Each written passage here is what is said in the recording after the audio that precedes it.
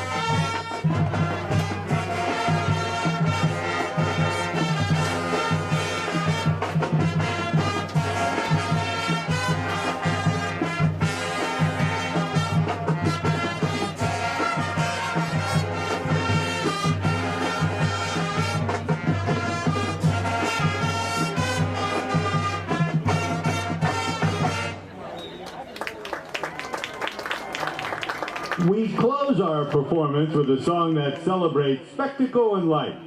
From the mind of one of music's most innovative artists, we present All of the Lights by Kanye West. Mike. Yo. We good? No. Not working at all? Said searching for camera. Switch the camera. Huh?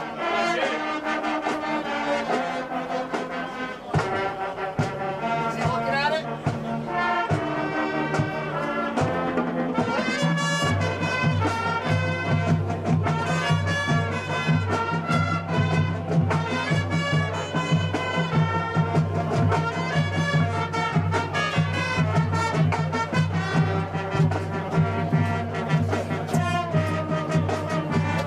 Antenna or what? We have nothing. Not even live camera. The box is down there, right?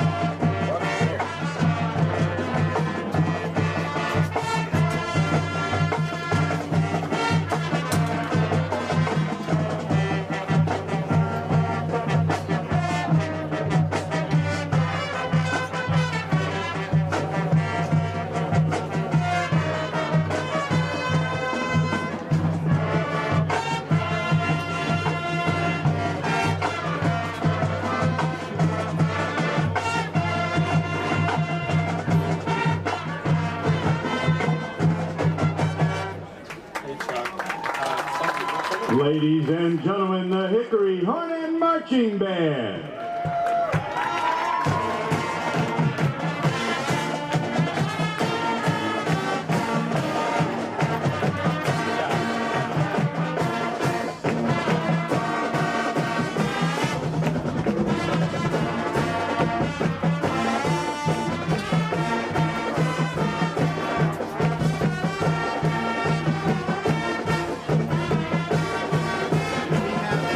Before they turn that and we reset this. Want me to unplug it? Yes.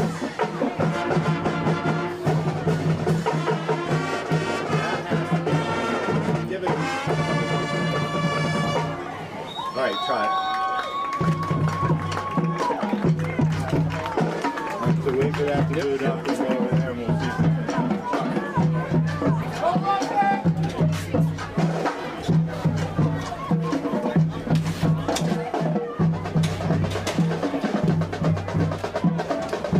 Didn't have my reading.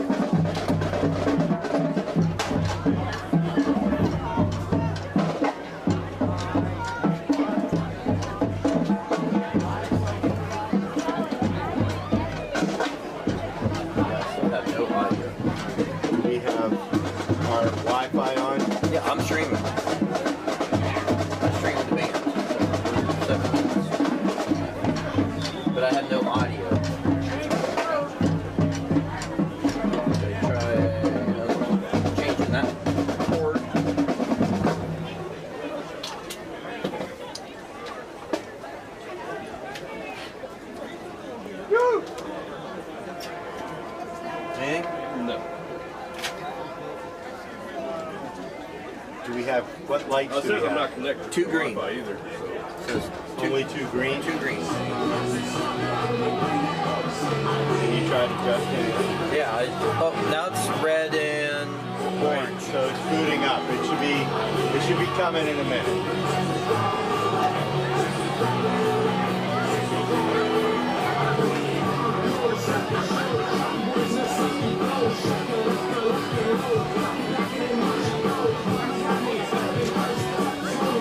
Okay, huddle sideline is ready. So we don't have any audience. Yeah, I don't know what happened. We had the music playing and then you asked for it to play. I can't hear the music. Chuck here? No, you might be getting Alright, I got both now. Good. Right. I knew you could do it. Here, let's swap this cable just in case it's the cable.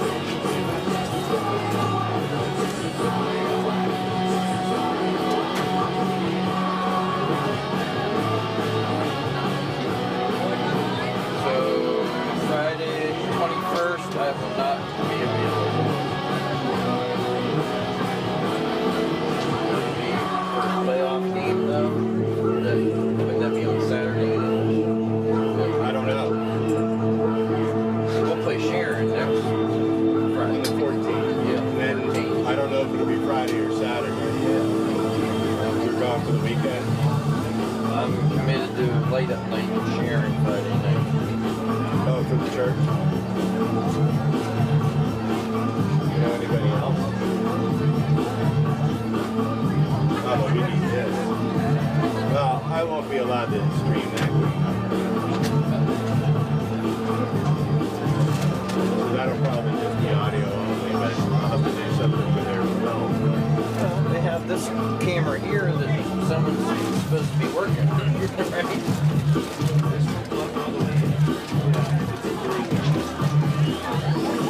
Right in that one Mike's supposed to be filming. I'm not sure. No. Yeah, I still have nothing. I changed that audio cable thing there. But you're not getting any. Can you scratch the music and try your headsets? Okay. What about, and you're not getting any of the commercials? I probably wouldn't get the music there. I haven't tried. Yeah. They might on the live stream. Yeah, I'm not getting any commercials. Is that audio turned up?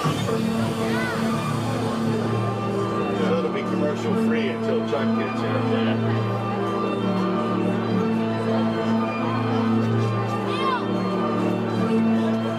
I'm just doing this audio.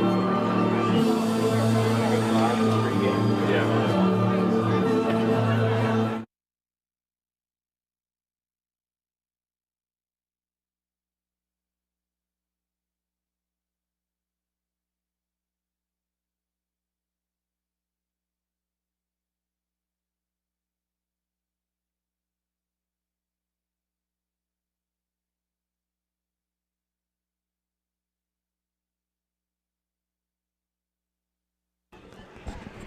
Welcome Friday Night PA audience here for the second round of the Class 3A District 10 playoffs here. Kevin Davis with Mike Joanno. It is Fort LaBeouf Bison taking on the Hickory Hornets here at Slippery Rock University Disparito Field here with Mike.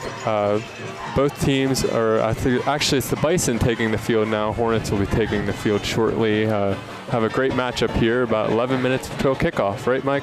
Absolutely. Fort LaBeouf coming down from the north. They won their last game against Grove City. The Hornets took care of business against the Girard Yellow Jackets, setting up tonight's tilt at beautiful Mahalik Thompson Stadium here in Slippery Rock. Hickory's had pretty good success here in the District 10 playoffs, and I'm sure the Hornets are hoping to carry that forward again tonight. Yeah, looking to continue that success they've had all season, really throughout this whole season and towards the end of the season with how their teams progressed. And looking at the Fort LaBeouf side, they've come in tonight beating the Corey Beavers last week 29-12, able to overcome them. The last year they played them in the same round of the playoffs, they fell to them 9-6, so good to see they're able to overcome them this year, but then they come to town to face a tough Hickory Hornets side who's set to take the field now. Yeah, I misspoke when I said they played Grove City. Grove City played Northeast, who's battling Sharon tonight at the same time. They're in Edinburgh, but not at Edinburgh University. They're at the high school. General McLean playing that game. Hornets in all black with their white helmets, white lettering. Fort LaBeouf all white with blue helmets and blue lettering. Right now the stadium announcer is going through the preliminaries, warning everybody to behave, and hopefully that'll be the case. Hickory and Fort LaBeouf do have history in the playoffs. The lone Hickory High School state championship game came against Fort LaBeouf in the District 10 championship. That was Andre Coleman, who played for Hickory, went on to star at Kansas State and ran a touchdown back for San Diego Chargers in the Super Bowl. And Brian Milne, who played at Penn State, also played in the NFL. So hopefully Hickory can take care of business tonight, and maybe it'll replicate itself with a state championship. Yes, and the last matchup I have on record between these two teams goes back to 2013 in November when Hickory defeated them 56-7. And throw some old names out here for the Hickory alum. Matt Wojtek, the senior, 7 for 862 yards, 3 touchdowns, perfect QBR, and then Lou Derloni had 5 carries, 98 yards, and 2 touchdowns. So you kind of saw that quarterback running back duo back then, and then you have that today as well with Dungy and Morrison. So lots to look forward to. I coached both Matt and Lou in Little League. There was another player on that team, Andrew Pritz, Bubba Pritz, who went on to play at Stanford, maybe the best player on the team. So that team was loaded, and they made it all the way to the semifinals, losing to South Fayette, and South Fayette went on to win the state championship. 2 years in a row those players lost to South Fayette, once or both right here on this field. And now the starting lineups for Hickory. So both sides on the field now. We have some updates with the starting rosters for the Hickory Hornets. We mentioned throughout this year they've been kind of tasked with a lot of injuries, and we have some good news for players coming back tonight. Number 7, Trevor Borowitz, will make his return after getting injured in that Canfield game, and then has kind of been sidelined since then, and he's able to make his return tonight. That'll be a big player on both sides of the ball. And then also Bryson Applegarth, saw him out there, so he'll make his return as well. So having some returning players will really be needed for that depth of Hickory. I did talk to the coaches before the game, and Trevor going out as a captain, I wouldn't expect him to play a lot tonight. I think they want to ease him back into football. I was told he was just an animal in physical therapy, hitting the pool. He wanted to come back and play, and sheer determination has him back on the field.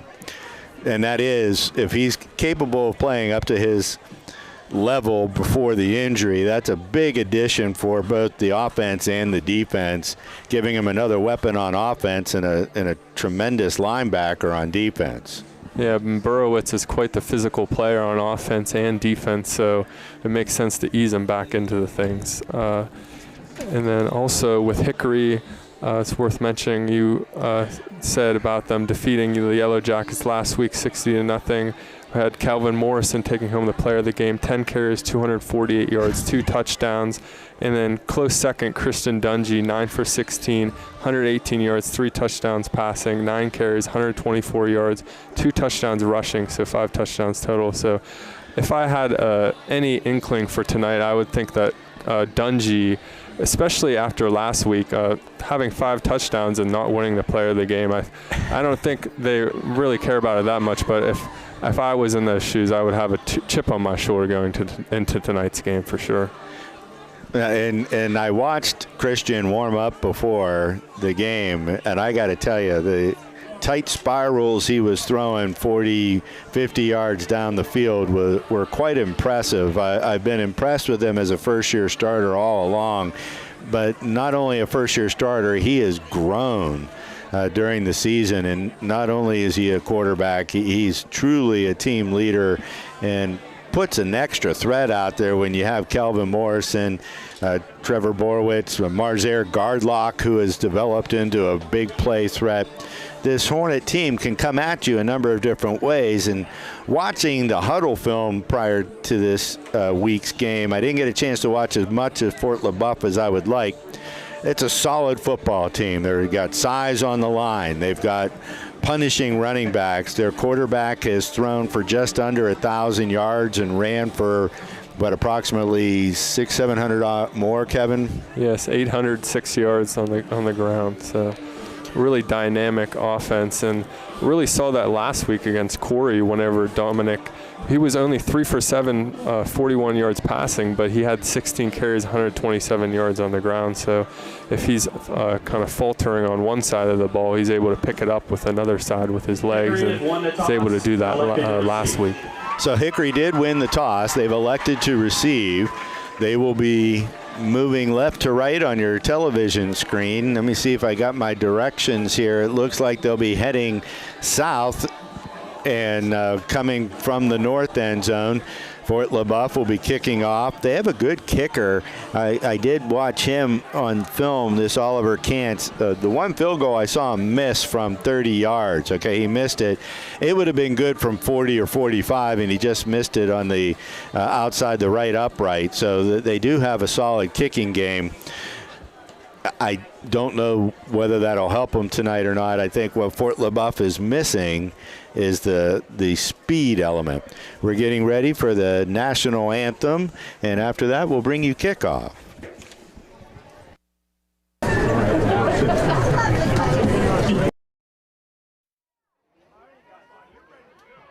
Ladies and gentlemen, we ask you now to please rise for the playing of our national anthem. The national anthem will be played by the Hickory High School Marching Band.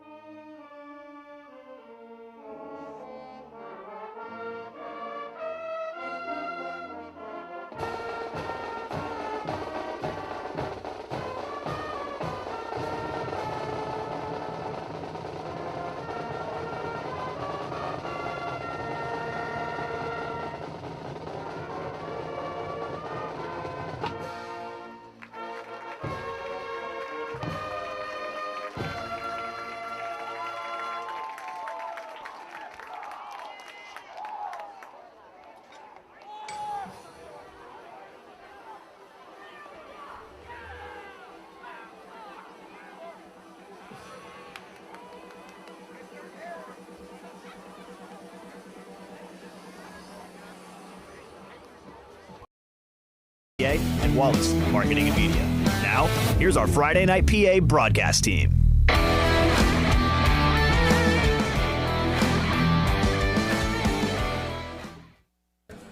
Live back here from Slippery Rock University Stadium as set here about a minute before kickoff.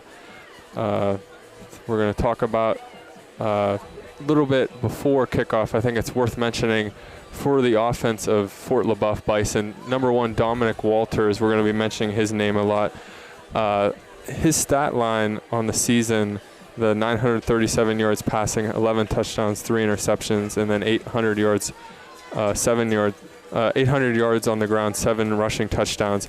Very similar to Dungey on the Hickory side with his 900 yards, 14 passing, and 600 yards on the ground. Very similar players, but really noticed as well with the running attack, both rushing players having 1,422 yards on the ground. Both Skylar Sadowski and Kelvin Morrison. Morrison having slightly less carries on the season, but pretty outstanding, the similarities between these two teams. And here, set to kick off between these two sides is Fort LaBeouf. So set Lucas for a Kantz. great game here tonight. Lucas Kantz, the kicker I was talking about, set to kick off. Deep to receive. Morrison and Dungey. Dungey takes it at the 15, fumbles it a little. He's going to his left. He's hit, and he spins out of a tackle, and he's going to be flung down at the 20-yard line. In on that tackle, Aiden Strushin. He's the leading tackler, just under, I think, close to 90 tackles on the season. So we'll hear his name a lot. Aiden Strushin. So the Hornets now will start 1st and 10 from their own 21-yard line. Morrison is the running back. Gardlock out at receiver. Dungey in the shotgun. They got a tight trips to the right of the offensive line. One other receiver out also wide to the right, and now they're going to shift him. So you have Risve, Evans, and Myers on the left side of the line, and Dungey's keeping it. He's looking for the edge. He's got the edge. He gets around the 30. He breaks a tackle there. He's over the 40, and he'll be forced out of bounds right around the 40-yard line. I believe that was Chase Swain. No, that can't be right. I'm going to give the tackle to Hunter Huck. And great initial blocking there from Hickory on the left side of the O-line. As you mentioned, Dungey shedding the tackle at the 30. That's when the first initial contact was made. So 9 yards past the line of scrimmage, and that sets up a first down here for Hickory. Yeah, they gave the game out to the 37. The Hornets going fast. This time they have 3 wide, 2 to the right, 1 to the left. Straight ahead run to Morrison. He's trying to bounce it outside. He shakes one tackler. He's got a seam. He gets over the 50, stiff arm, and he's dragged down as he gets into Bison territory. And that's the quarterback, Dominic Walters, who's going to bring him down at the 42. But that'll be another first down for the Hornets. Let's give them, 23, 30 yards on the carry. Yeah, Morrison already at it there. This time on the right side, bounces it out, and a great tackle there, one-on-one from the Fort LaBeouf defense to bring down Morrison. 2 receivers to the left, 1 to the right. Dungey working out of the shotgun. He's got Morrison as a sidecar on the left-hand side. He's got Evans as an up back on the right side. And they'll move him outside the line of scrimmage, and they'll bring Morrison up to the right. And this time, high snap, they give it to Morrison. He's going to get to the 40, spins out of a tackle, and it'll be brought down around the 39-yard line. That's number 5 or 6. 5, Xavier Blows on the stop, and it'll be a gain of 3, 2nd and 7. Matthew Myers comes in. Jamarian Husband comes out. We mentioned Borowitz making his debut tonight. Haven't seen him out there tonight. Still looking to ease him out there. Yeah, we'll see him at some point. They're going to go with 2 up backs on either side of the line. Morrison in a halfback position. He gets the ball in the eye. He gets across the 35. He'll be down near the 32, tackled by Brady Black, number 0. And that should be enough to move the chains. It's a first down at the 32-yard line. And the Hornets now are moving the ball pretty well here on the opening drive. 2 receivers again in the pattern. Same formation, the 2 up backs on either side of the line. I formation, and they got the tackled a move, but he didn't break the line of scrimmage as they adjust the play. Haven't put it in the air yet, and it looks like you got 9 men in the box for Fort LaBeouf, and he's back to pass. No pressure. He's rolling to his right. Rolling, he just dumps it over. They were looking for the home run that time. Running the deep pattern was Mirlon Peterson, and it wasn't there. Fort LaBeouf adjusted and covered that play, and it'll bring up 2nd and 10. Yeah, they had Peterson on the near side and Gardlock on the far side. Ran 2 posts kind of crossing over the middle, and no one really able to find their way open there, and Dungy kind of had to eat it, throw it out of bounds there. Sets up a 2nd down. I think he got a little bit happy. If he had just stayed in that pocket a little more, there was more room for him to run, but it's easier to roll right and throw right. And who am I to judge? I don't have big 280-pound linemen chasing me down. And now there's a timeout. Hickory, they didn't like something. I don't know if the play clock was getting close, but with 9:44 to go in the first quarter of play, no score in the ball game. At Mercer County Community Federal Credit Union, we're making a difference in our community every day. From great rates on savings and checking to mortgage loans where we turn home buyers into home owners and auto loans that fit your life. We're here for you. With a credit union loan that fits your needs, budget, and lifestyle, we'll be your partner working side by side, helping you succeed. Visit us in Hermitage or Sharon and see why so many trust Mercer County Community Federal Credit Union. Making a difference in our community. Hi, this is Dr. John Mahinas from the Community Counseling Center of Mercer County. We here at the Community Counseling Center are wishing the Hickory Hornets all the best in the coming year. May it be filled with success, teamwork, and memorable moments. Go Hornets! So the Hornets come out of the timeout. 2 receivers out to the right, tight end tight to the right, and 1 receiver out to the left. Morrison is the eye back. He gets the ball. He's looking for a seam. He gets hit, and he's swallowed up at the line of scrimmage. He might have lost one. Nice play again by Trushin. They gave it to 3. I'm giving it to Aiden Strushin. I think he made the stop, and it'll bring up 3rd and 10. Yeah, both of them did a good job on that side of the line, able to push the O-line back, and that's going to be really one of the keys for Fort LaBeouf this game, pushing the O-line back and stopping Morrison from getting going. Yeah, they've got size on the line. There's no doubt about it. This is a big football team. They can battle with you. They're going to put Morrison in motion, and they're going to do a quick pass, and he doesn't handle it. And luckily, it wasn't. It was a backward pass, and it will go out of bounds. And Morrison's holding his right hip or right hand, and that brings up. They're gonna call that a fumble out at the 37, I believe. Yeah, it's something you haven't really seen much this season. Hickory throwing to Morrison. We normally see him running the ball, but here on 4th down, they look to go quick here. They're gonna go for it on 4th and 15. Kind of a no man's land here. Well, they trust their defense apparently, so they're gonna give it a shot. In the shotgun, Dungy back to pass. He's got some pressure. He's running for his life. The ball's hit. It's up in the air, and it's incomplete. So the Hornets get stymied when they get into Bison territory, and they'll turn the ball over on downs, and we'll be back after these commercial messages. Sharon Regional Health System is celebrating a new chapter, proudly serving the healthcare needs of our community. We have a renewed dedication and unwavering commitment to deliver the highest standard of care that you've come to know and expect. This means reinvesting in our employees, our physicians, and the essential medical technologies needed to provide exceptional care to you and your family. Sharon Regional Health System, continuing the legacy of healthcare in our community. Learn more at SharonRegionalHealthSystem.org.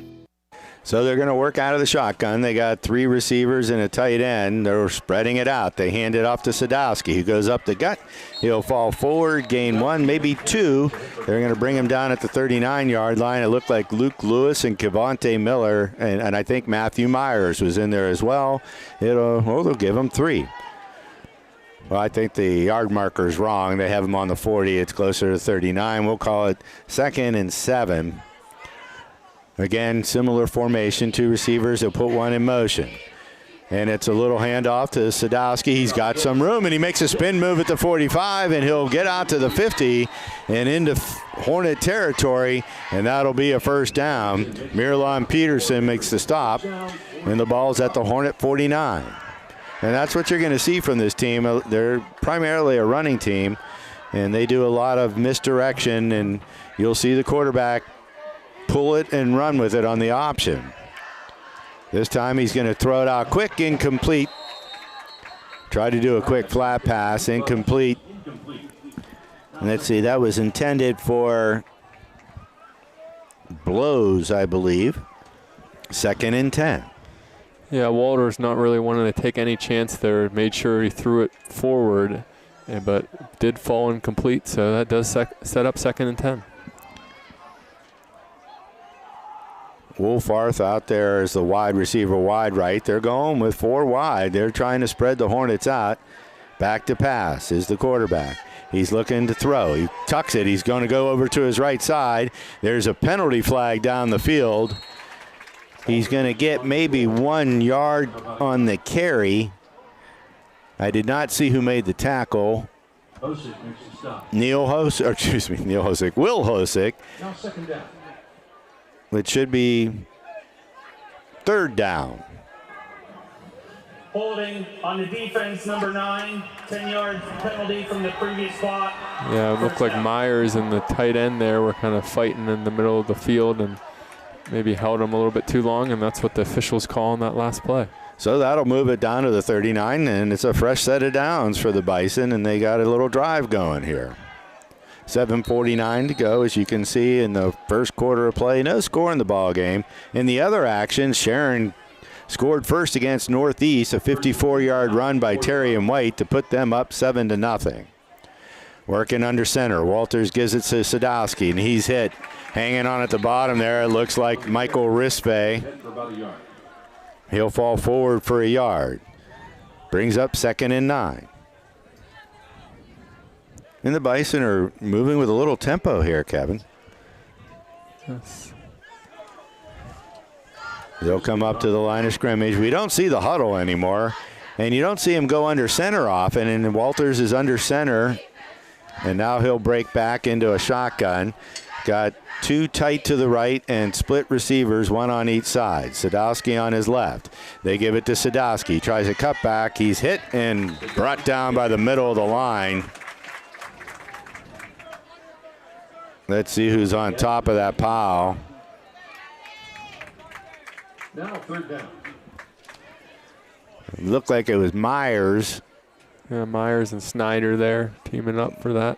So another short gain of 1. It'll bring up 3rd and 8. They're at the 37. 4 down territory, I would believe.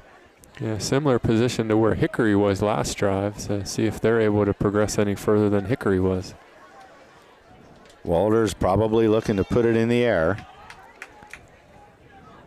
He's got a man in motion. They hand it to Sadowski, taking the right side, and he breaks through, and he spins, and he's going to be knocked down, but I think he's got the first down. And that'll be knocked down at the 26-yard line, and that's another fresh set of downs. So I think Hickory was looking for the pass, and they mixed him up there with the run over the right side of their line, and Fort LaBeouf's got a nice little drive going on here with 6:12 to go in the first quarter of play. Walters in the shotgun. He keeps it. He's got a little room, and no, he doesn't. He ran into a wall when he got there. Jackson Schneider brought him straight down for a 1-yard gain. So the Hornets are stopping him on 1st and 2nd. They got to stop him on 3rd down here, Kevin. Yeah, Hornets doing a good job of containing the run up the middle so far this game. Luke Lewis, of course, the big unit in the middle, always does a good job, and so far doing that tonight. They're going to swap sides here. We're going to go 2 tight on the left side. Sadowski, the running back, on the right side of Walters. They give it to Sadowski. He's looking for a seam, and he doesn't have it. Sadowski on the carry. 24 for the Hornets, makes the tackle. That's Dylan Gardner. wasn't sure if how much playing time he was going to get with Applegarth back tonight, but good to see they're still giving him the chance with how great he's been playing in these last few weeks. And Jackson Snyder there to help him, but say no gain is going to be 3rd and 9. One receiver out to the right, 2 to the left, and they've got one tight to the right. Walters in the shotgun. Gets the snap, back to pass. He's got pressure. Dante Evans, he steps up underneath it, but Luke Lewis swallows him up as he gets to the line of scrimmage. He might have fought forward for one.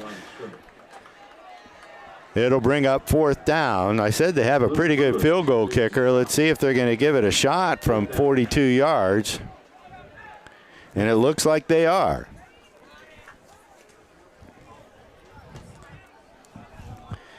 So Lucas Kantz in to attempt a 42-yard field goal. He has a live leg.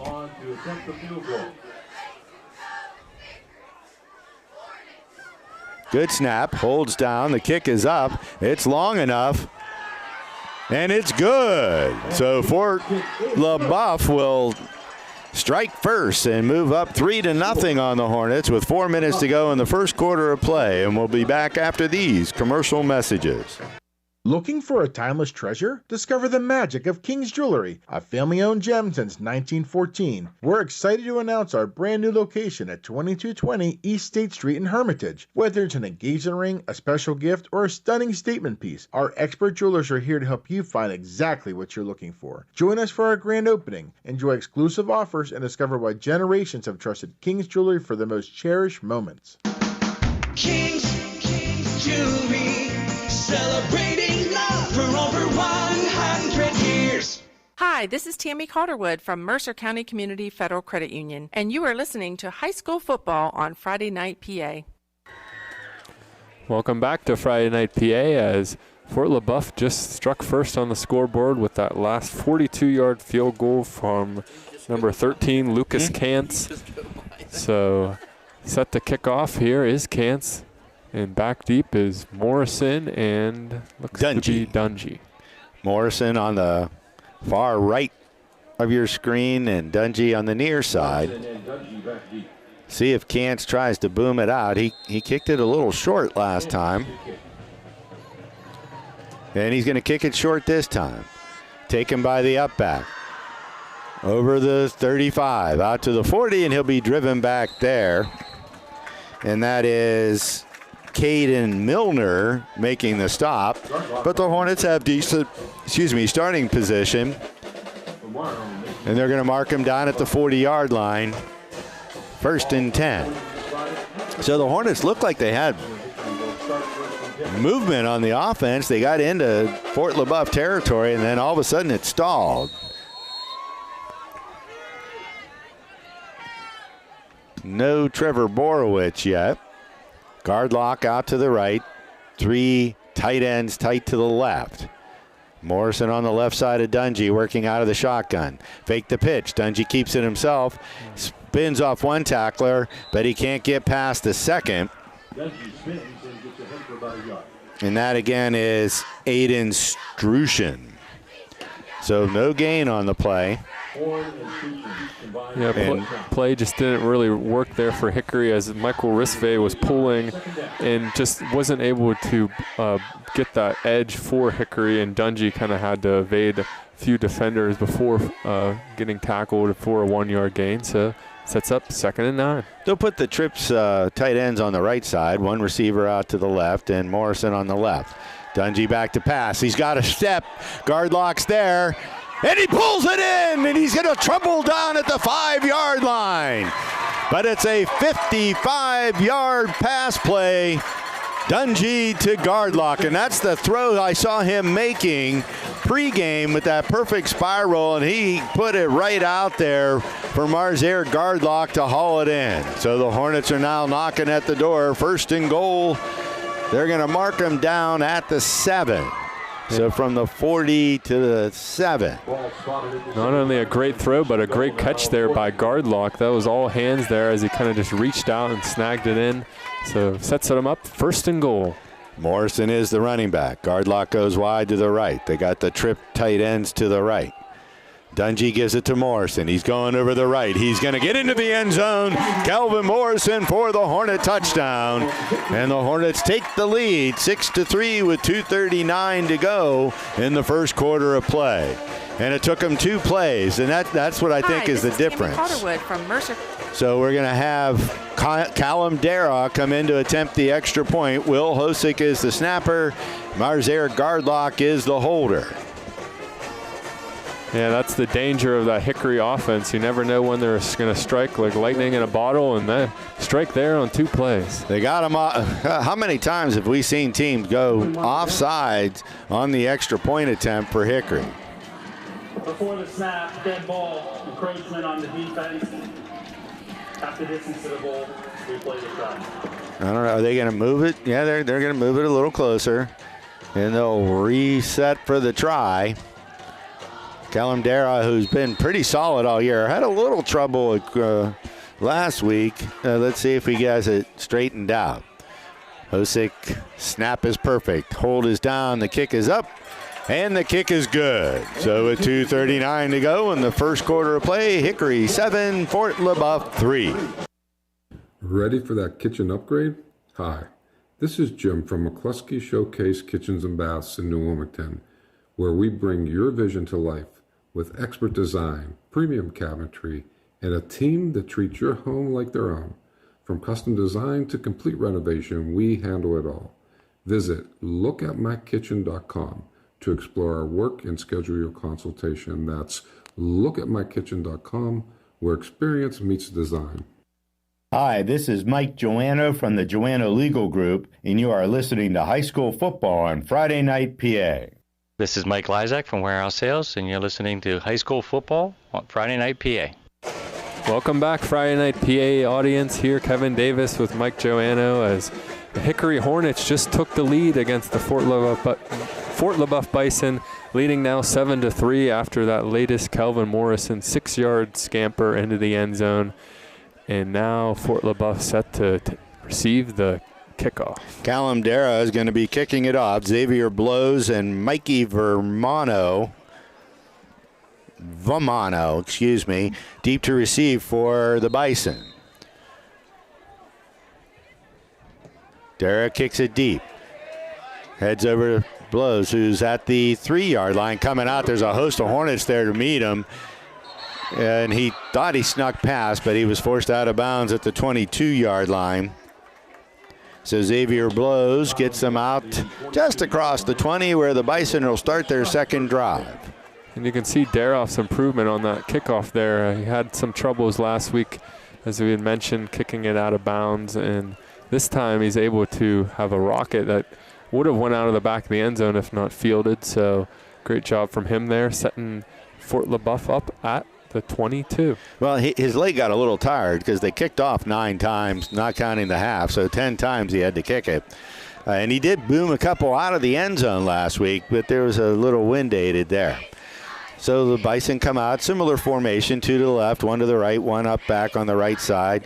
Sadowski, and this time Walters is taking it himself, and Luke Lewis literally throws him to the ground. It's probably a loss of 1, and it'll make it 2nd and 11. Yeah, he ran into the big paws of Luke Lewis there, and he can't really escape them as Luke Lewis is able to bring him down there. So great job there, and that sets up 2nd and 10. And I think that's what's going to be the difference. The Hornets can run 6, 7 linemen out there. They keep them fresh. This time they have 1 up back, 2 receivers to the left, 1 to the right. Sadowski on the right of Walters. He's back to pass. He's looking to get rid of it quick. He's rolling to his right. He's looking, and Luke Lewis again. And he gets some help by Jackson Schneider, and they'll force him out of bounds. Oh, they're going to throw a flag on that because Schneider kept pushing him when he was out of bounds. I think that's a unfortunate flag. I don't believe that was unnecessary roughness, but that'll tack on 15 and most likely give Fort LaBeouf a first down. Yeah, Walters didn't really have anything there at the end, and he kind of had to just roll out to his right. The only guy really open was on the opposite side he was rolling out from, so he had to kind of take himself out of bounds and ends up with the penalty, gives him a first down. Well, the young man Schneider is going to learn from that. Once he's out, he's down, he's down. You don't need to beat up on him when he's out of bounds. He was already there, stopped for little to no gain, but that gives him a first down out at the 34-yard line. Again, 2 receivers to the left, 1 to the right. This time Sadowski's parked on the left-hand side of Walters. And now they'll flip-flop tight end, and Sadowski, he's on Walters' right. And they give it to Sadowski. He's looking for room, and he's not going to find it. Sadowski gets ahead for about a half yard. Let's see who made that play for the Hornets. Colton Bernice makes the stop. So, again, a gain of about 1. So the Hornets have actually done a pretty good job of stymieing this offense, but they're breaking through every once in a while, and 2 penalties have hurt them.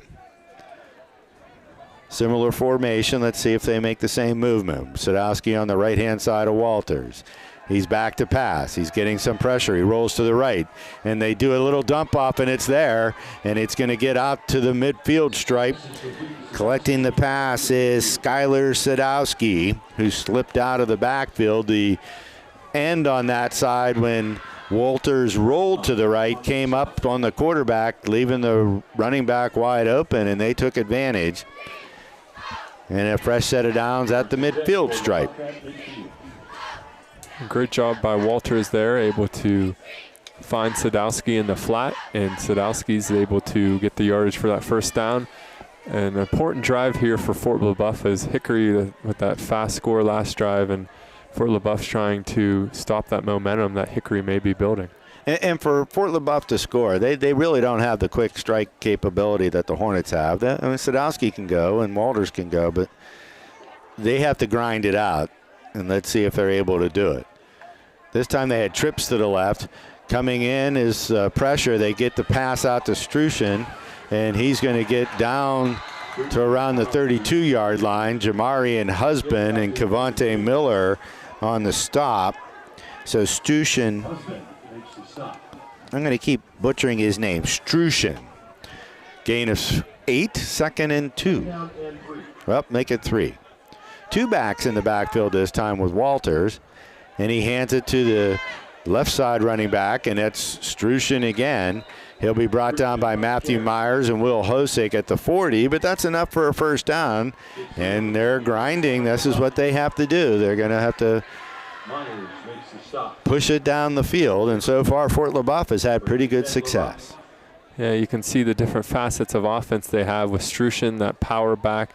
You need the short yardage, and then you have Sadowski for the maybe bigger plays on offense. So real balanced offense from the Bison, and look to attack the Hornets the rest of the night.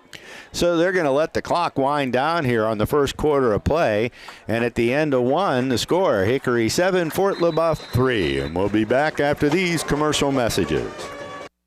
Warehouse Sales is your fishing gear destination, including PA fishing licenses, lures, lines, and more. Visit us on Facebook for daily deals or take the short drive to Sharon, PA today. Hard to find parts and accessories for any job, indoor and out. From gardening to gearheads, pest control to plumbing, we're Warehouse Sales. Chances are if we don't have it, you don't need it. Take aim. Warehouse Sales now carries Pennsylvania hunting licenses, plus hunting blinds, trail cameras, outdoor accessories, and more. Warehouse Sales in Sharon, PA. Nobody plans to get hurt at work, and when I did, I had no idea what to do. So I called the Joanno Legal Group. The insurance companies have attorneys on call. You deserve to have one too. You deserve to know your rights, and you deserve to have answers to all your questions. Call the Joanno Legal Group toll-free at 888-347-1411. There's no fee unless we settle your case or have to fight to protect your benefits. Please visit us at joannolegalgroup.com or call us toll-free at 888-347-1411. Joanno Legal Group, when you deserve more. No fee unless we win or settle your case. The Sherman Funeral Home and Cremation Service congratulates the athletes, band members, coaches, and parents on their season. Owned and operated by Steve Sherman and son Steve, we personally handle all aspects of your loved one's service. It is our honor to serve you with a wide range of services and ceremonies. Best of luck tonight from the Sherman Funeral Home and Sherman family. Sherman Funeral Home located on Highland Road in Hermitage. So we're back in play. 1st and 10 for the Bison. They're going with a tight formation. One receiver out wide to the right. They put a man in motion. Straightaway handoff. Sadowski's got room. He's going to get to the 35 and fights his way down near the 34. Matthew Myers and Jackson Schneider on the stop. It'll be a gain. Let's give him 5. Make it 2nd and 5. That's a good commitment there from Myers as he just takes that hit, but still able to bring him down in the process. So brings up 2nd and 9 there, or 2nd and 5 for the Bison as their drive is moving now at the 34. They're going to have the 2 up backs again. He's under center. Walters, they got a man in motion. Straightaway handoff. And he bounces off one tackler. He's going to be near the first down. Dylan Gardner on the stop along with Jackson Schneider. They're going to mark him right at the 40. That should be enough for a first down. And they'll move the chains. Bison playing a little bit of a different offense now with Walters and playing under center, trying a little bit more of a misdirection here with these handoffs. And Sadowski is not in at running back right now. They give it to the second. Nope, Walters keeps it. He's going to get 4, maybe 5. Good misdirection. Cavante Miller on the stop. So in at running back is Brady Black, giving Sadowski a spell. So another good gain. Let's give them 5, 2nd and 5. And they're tearing up chunks of yardage right now. Yeah, it looked like a variation of a read option there, and does a great job at pulling it at the last second to get that extra yardage and gives them a 3rd and reasonable. Second down, Kevin. So they're working out of the shotgun this time.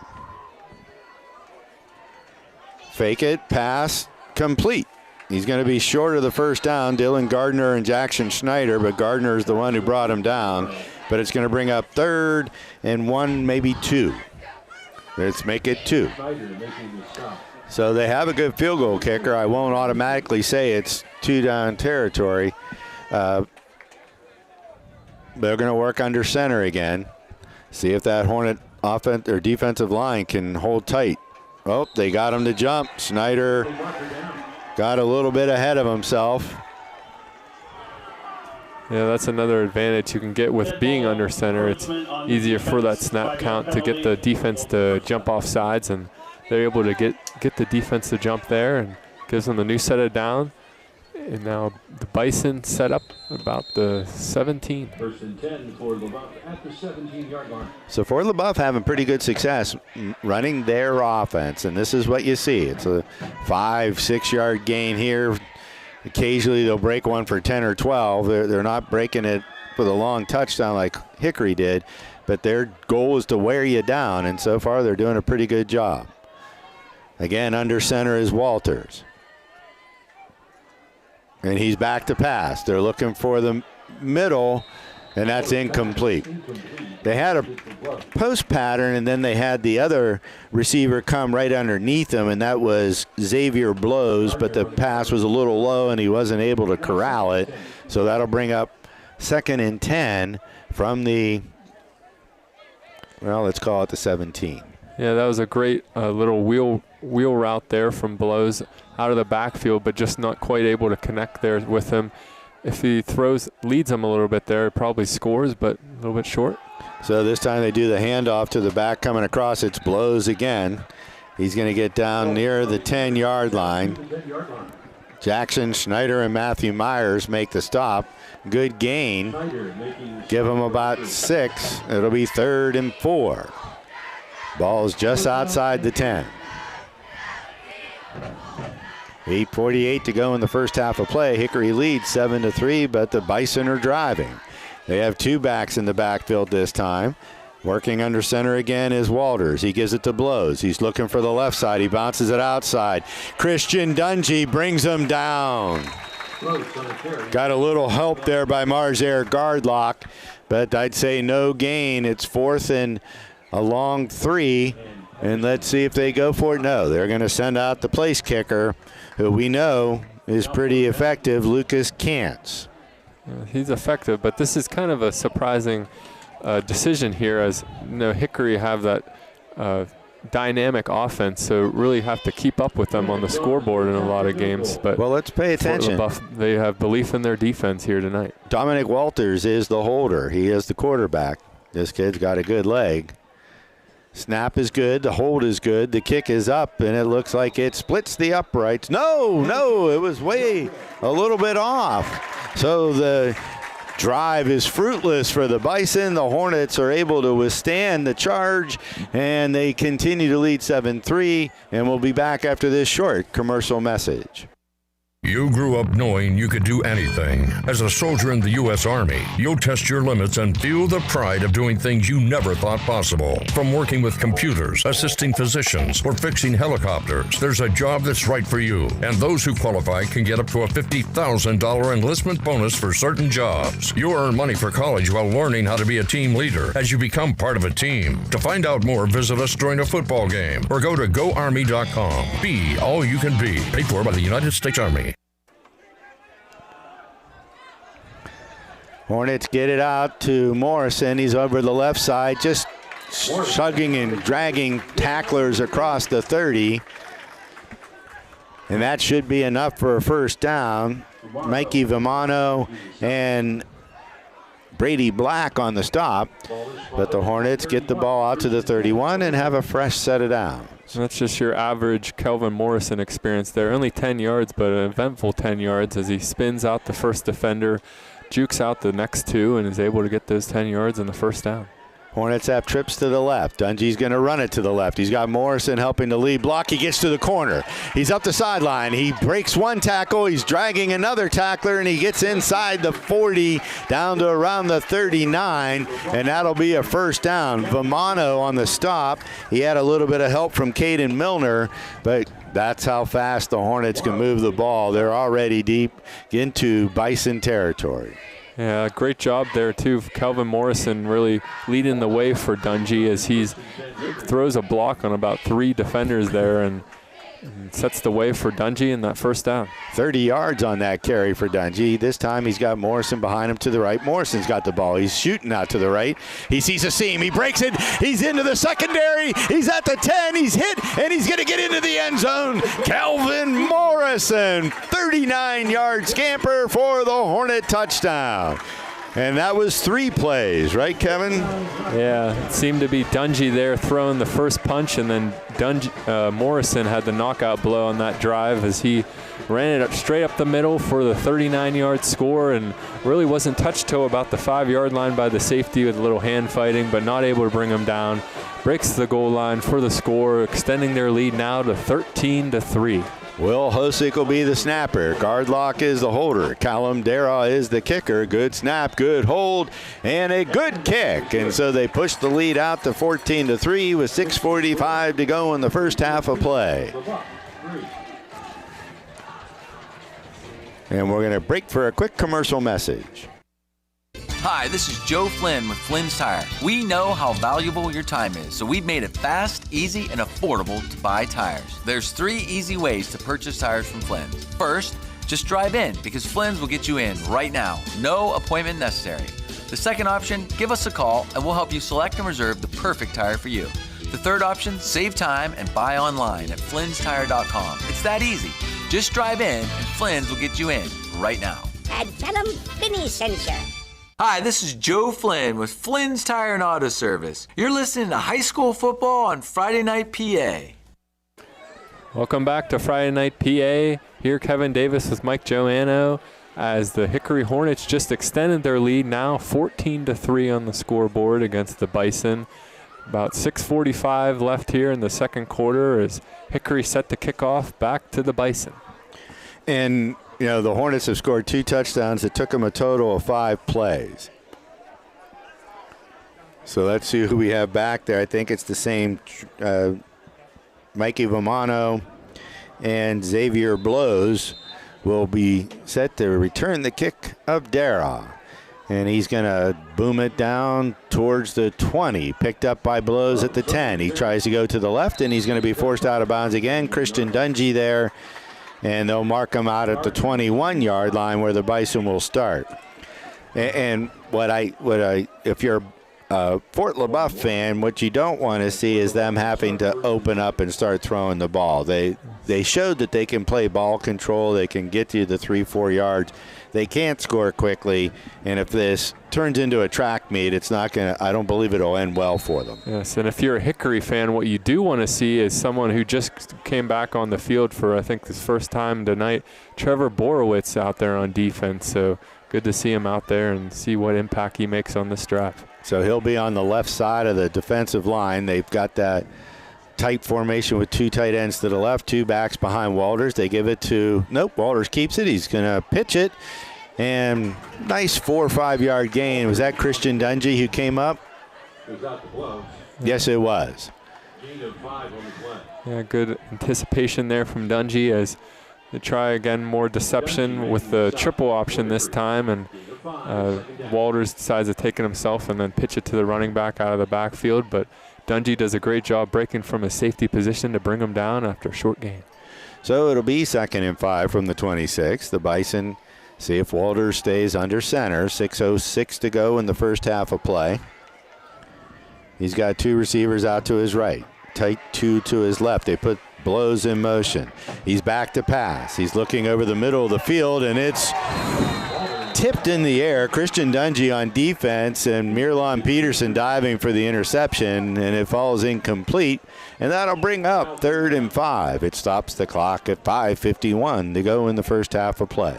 Yeah, and really a good time there for a play action for the Bison. They got Hickory to bite on it and not able to complete, though, to Aiden Struchin, and he had a little bit of space over the middle, but in and out of his hands, though, sets up a 3rd down. So this time they go with a tight formation.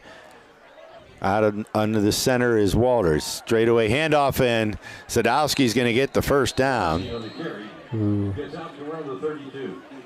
I believe Jackson Schneider made the tackle, but that's enough to move the chains. Yeah, Sadowski came up a little bit limping at the end of that play. Had a little bit of a collision there with the defender as he was coming down the ground, but see if he's able to come back in as Bison drive keeps going.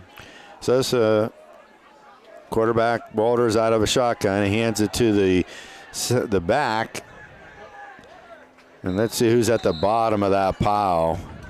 Cavante Miller stopped Brady Black after a gain of about 3. Brings up 2nd and 7.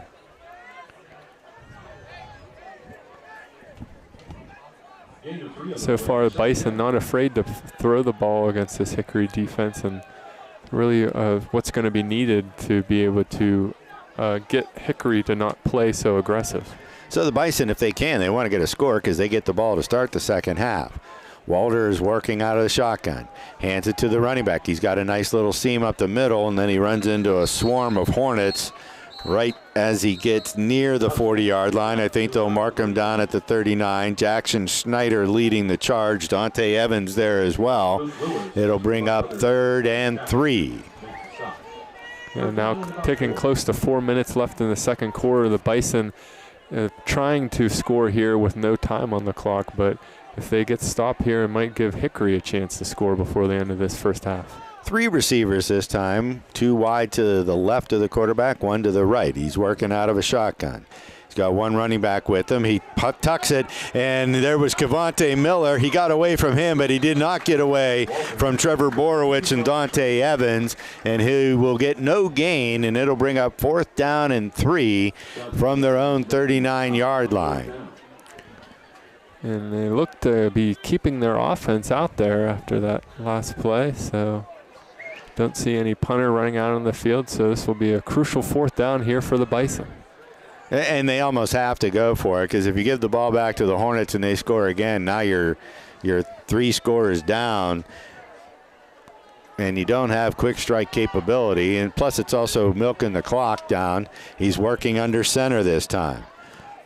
And now they're going to take a timeout, I would guess, as we're down to 1 second. Yeah, they were just eating as much clock as they could.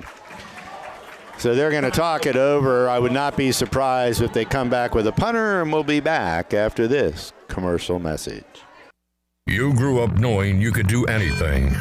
You grew up knowing you could do anything. As a soldier in the U.S. Army, you'll test your limits and feel the pride of doing things you never thought possible. From working with computers, assisting physicians, or fixing helicopters, there's a job that's right for you. And those who qualify can get up to a $50,000 enlistment bonus for certain jobs. You earn money for college while learning how to be a team leader as you become part of a team. To find out more, visit us during a football game or go to GoArmy.com. Be all you can be. Paid for by the United States Army. Hi, this is Tammy Calderwood from Mercer County Community Federal Credit Union, and you are listening to High School Football on Friday Night PA.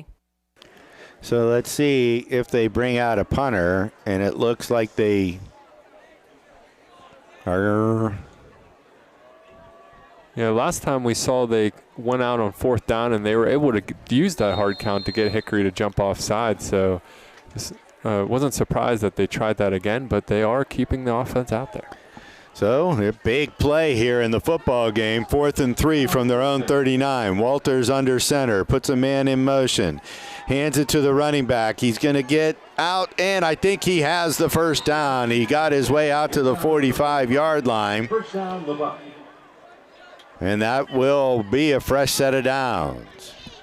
And a much-needed first down there for the Bison as they look to score here before the end of this first half. And they moved the middle of that Hornet line, which is not an easy thing to do. This time he's got 5 receivers in the pattern. He's going to fling it out to the side. They make the first man miss, but the second defender, Cavante Miller, will bring him down. So Dylan Gardner slowed him up. Cavante Miller finished him off, and it's going to be a gain. Well, it's technically a half a yard. We'll give him 1, make it 2nd and 9. Yeah, great job making the tackle there in the open field as a host of Hickory Hornets able to bring him down there in the end and sets up the 2nd and 9. Blows is the running back. Oh, no, 2 running backs. Walters under center, gives it to Blows. He's going over to the left side. He's got a little bit of room. He's going to be hit and dropped as he gets into Hornet territory. Dylan Gardner, again, making the stop. That's a good gain. They're going to get it out to around the 48-yard line. That'll bring up 3rd, and we'll call it 4.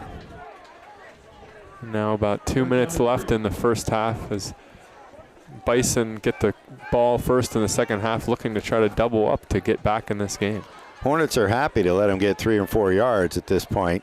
Back to pass is Walters. Borowitz coming in. They throw it over the middle, complete to Blows. He bounces off the tackler.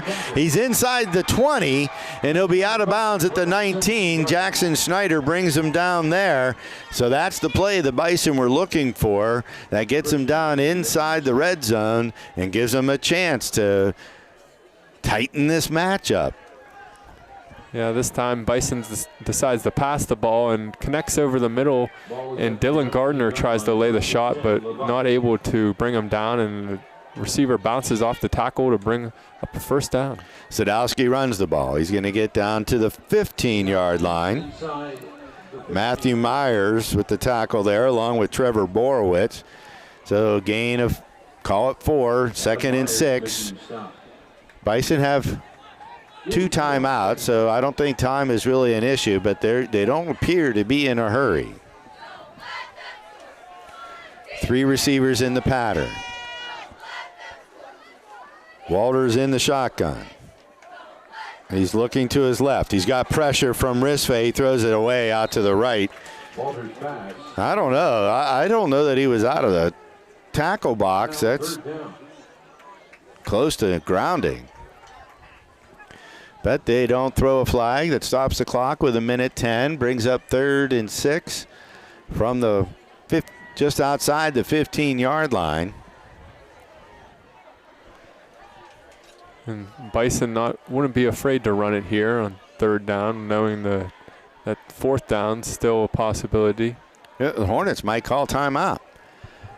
1 back, 4 receivers. Walters in the shotgun. He's looking to his left. He's got pressure. He dumps it off, and the receiver is there, Strushin, and he's going to get down to around the 9-yard line, and that'll be enough for a first down, and it'll be 1st and goal. Are they marking him short? No, that's a first down. It has to be. Looks like they just gave him the first down, so that'll be a 1st and goal for the Bison. And great job there by Struchin, as looked to be blocking there on the left side, and he's able to kind of just sneak out the backfield and be unguarded there. And great job by Walters, able to find him and gets the first down. They're going to go with an empty set this time. 5 receivers in the pattern. Walters in the shotgun. He's back to pass. He throws it quick, and there's a receiver there. He breaks through 1 tackle. Struchin's going to get inside the 5. Miralon Peterson makes the stop along with Bryson Applegarth and Christian Dungy. So it'll be 2nd and goal. They marked him all the way down at the 2. I thought he was outside that. They gave him, no, outside the 3. Timeout, Fort LaBeouf. So we'll go to a quick commercial message and be back in a moment.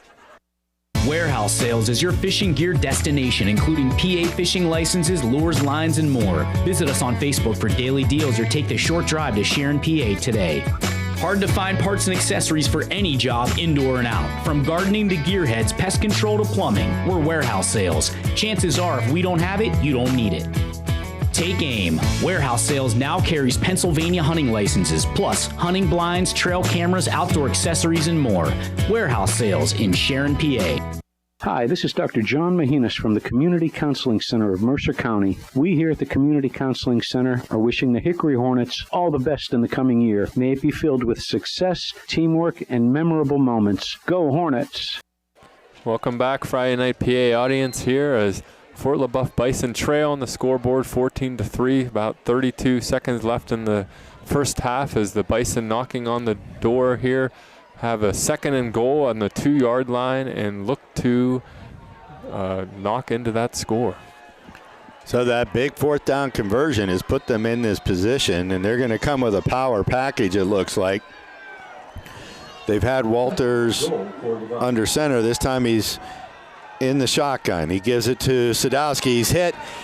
He spins off 1 tackle. He fights his way down. I don't think he got his way in. He was hit by Dante Evans initially, and he spun off that and fell forward, got down to maybe just outside the goal line, so say the half-yard line. The Bison will call their last timeout with 23 seconds, facing 3rd and goal. So if they run the ball, they better get it in, because I don't think they'll be able to line up and take another shot if they throw the ball, which I would not be surprised if they don't roll Walters out and give him a run-pass option to see if he can get in.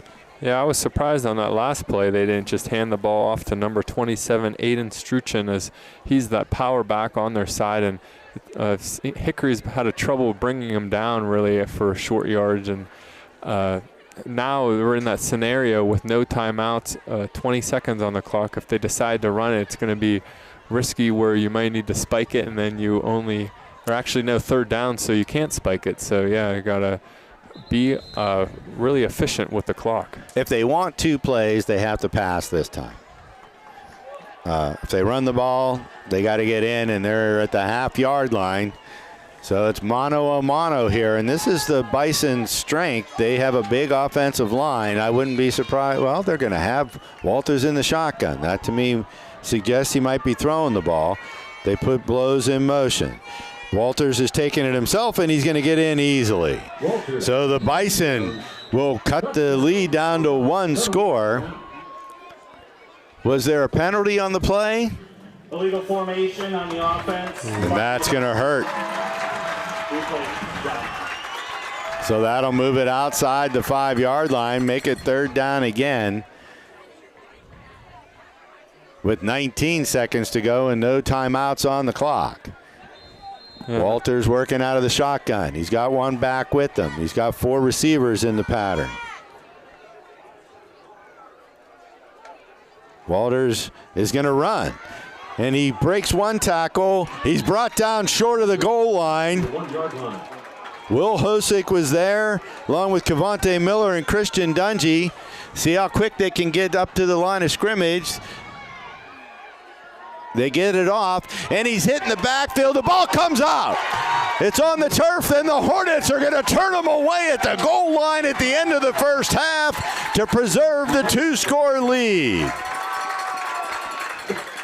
And the Bison did a great job there. They had 10 seconds after that last play, able to run to the line of scrimmage, get a playoff, but Walters tries his own number on the left side, and I think that was, who was that? Number 0, or actually, no, number 11, Dante Evans there, stopping Walters at the goal line, punching the ball out, and stymieing that Bison offense there to end this first half, as the Hickory Hornets lead 14-3 here now at the end of the first half.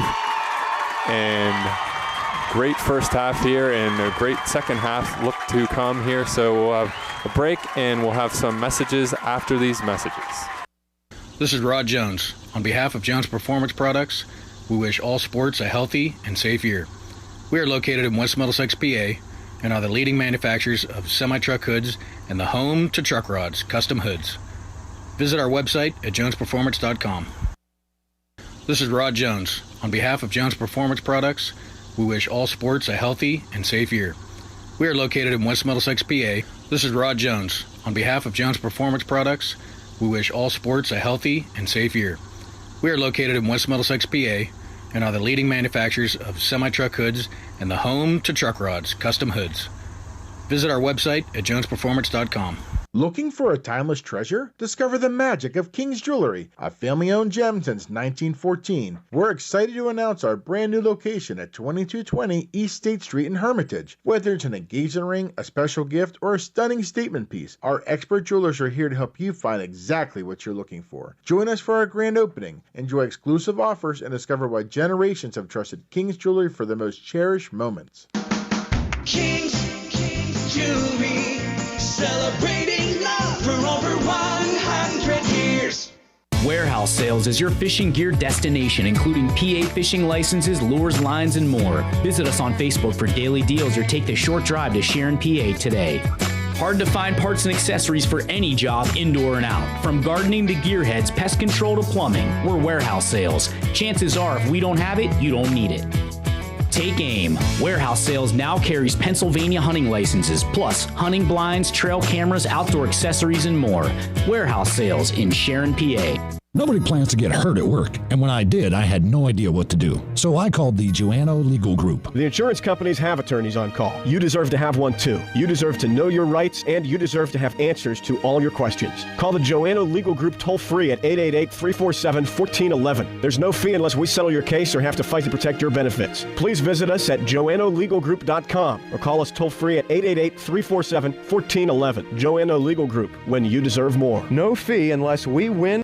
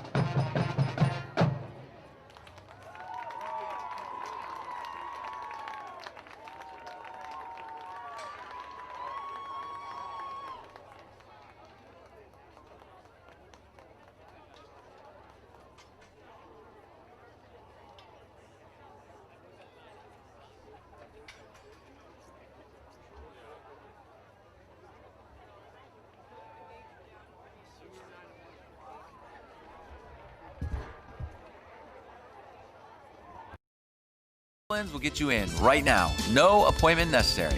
The second option, give us a call and we'll help you select and reserve the perfect tire for you.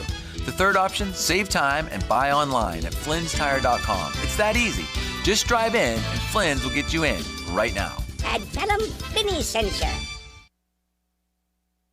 Hi, this is Staff Sergeant Keffer of the Hermitage Army Recruiting Office, and you are listening to High School Football on FridayNightPA.com. This is Ben Bissett from Ben Bissett Chevrolet. For over 67 years, we've been serving the Mercer County area with quality sales, service, and leasing. Inventory, competitive pricing, and outstanding service, and always a great selection of pre-owned cars and trucks. And service is open late on Thursday nights and on Saturday mornings for your convenience. Find us at BissettChevy.com or stop by on Route 19 just south of Mercer, PA. That's Ben Bissett Chevrolet.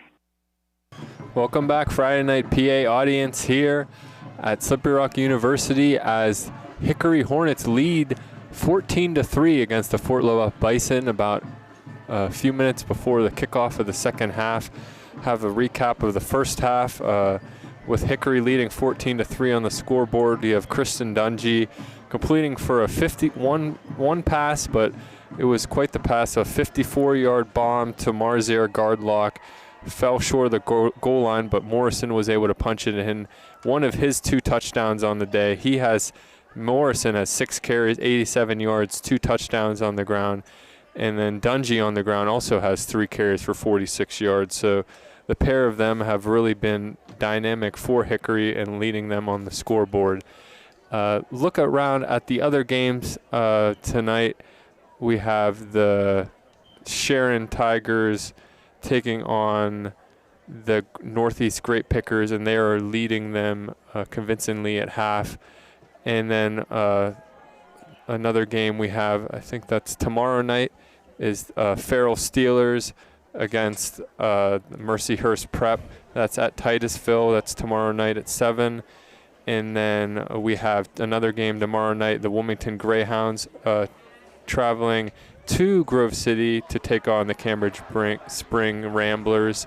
So that should be a great game. And then at Hickory tomorrow night, they have the Greenville taking on Reynolds. So that's the Class 1A. And then we have the final from last week from the Class 4A, General McLean versus Oil City. Oil City won that game 16-14, so they're the Class 4A champions. And then McDowell against Erie. McDowell won that game, I think. By forfeit. Yes, by forfeit. So they're the champions of the 6A. And this is the Class 3A, so still all to play for in this bracket. And I got a little bit of news. Matthew Myers apparently took a blow to the back of the head, and he will be out for the rest of the game. Matthew was the leading tackler on the Hornets last season and has been a dynamic player for them so far this year. So that's a big blow to the defense, and we hope Matthew's all right. Yeah, it's going to be a big blow, and we've seen many players step up throughout the season with the injuries, so see who may step up now with Applegarth back. Borowitz, we saw him back on the last, I think it was the last drive, and he was out there all those plays, so on that last stop they had. So it was good to see him being out there and see how much more involved he gets in the second half. As about 30 seconds left before the second half kicks here, and both sides are ready for the second half of action. So we'll go to a quick commercial break and bring you back more football here from Mahalik Thompson Field Stadium at Slippery Rock University. This is Ben Bissett from Ben Bissett Chevrolet. For over 67 years, we've been serving the Mercer County area with quality sales, service, and leasing. Inventory, competitive pricing, and outstanding service, and always a great selection of pre-owned cars and trucks. And service is open late on Thursday nights and on Saturday mornings for your convenience. Find us at BissettChevy.com or stop by on Route 19 just south of Mercer, PA. That's Ben Bissett Chevrolet. Hi, this is Joe Flynn with Flynn's Tire and Auto Service. You're listening to High School Football on Friday Night PA. Welcome back to Friday Night PA as both sides are taking the field now for the second half kickoff.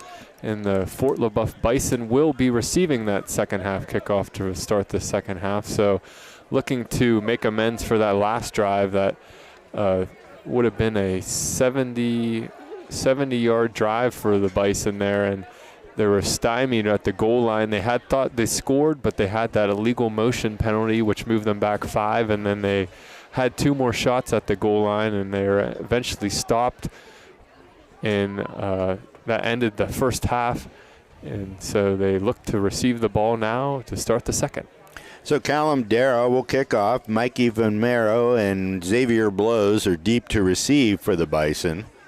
They'll be coming out of the south end zone. The Hornets will be defending the north end zone. Darrow's kick is deep, heading towards Blows. It bounces at the 4 and into the end zone for a touchback. So Fort LaBeouf will start from their own 20-yard line. They've had pretty good success, Kevin, running the ball. What they don't have is that they haven't shown the quick strike capability.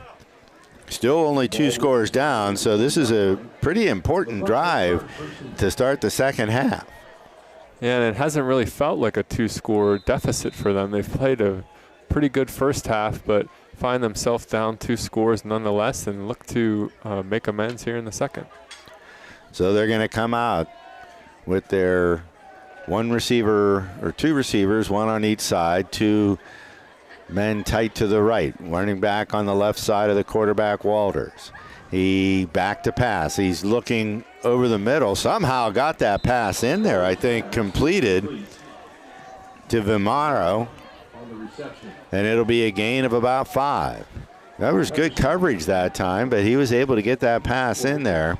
Yeah, I was surprised he was able to get that pass in there. Cavante Miller, the linebacker, initially was in pressuring Walters and forced Walters to have to kind of clutch and pump fake and then eventually throw it later, but then still was completed, so brings up a second down. 2 receivers out to the right, 1 to the left. They hand it off to the running back, Sadowski. He's going to get about 3 yards, maybe 4. Brought down Trevor Borowitz and Jackson Schneider, and it'll be 3rd and 1 at the 29.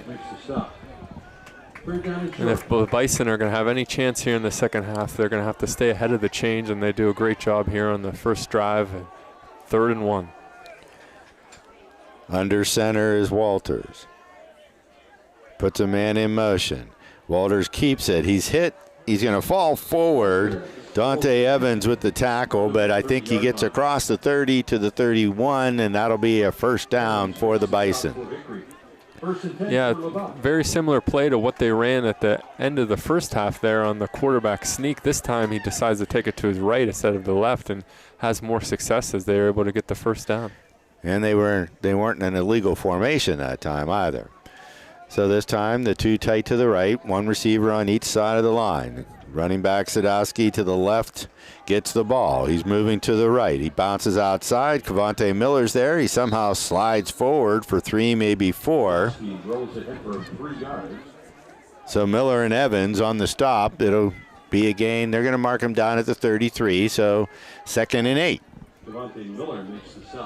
Yeah, great job by Evans there setting the edge, and well, Borowitz he's out there again this drive and looks to be staking his claim back there on defense.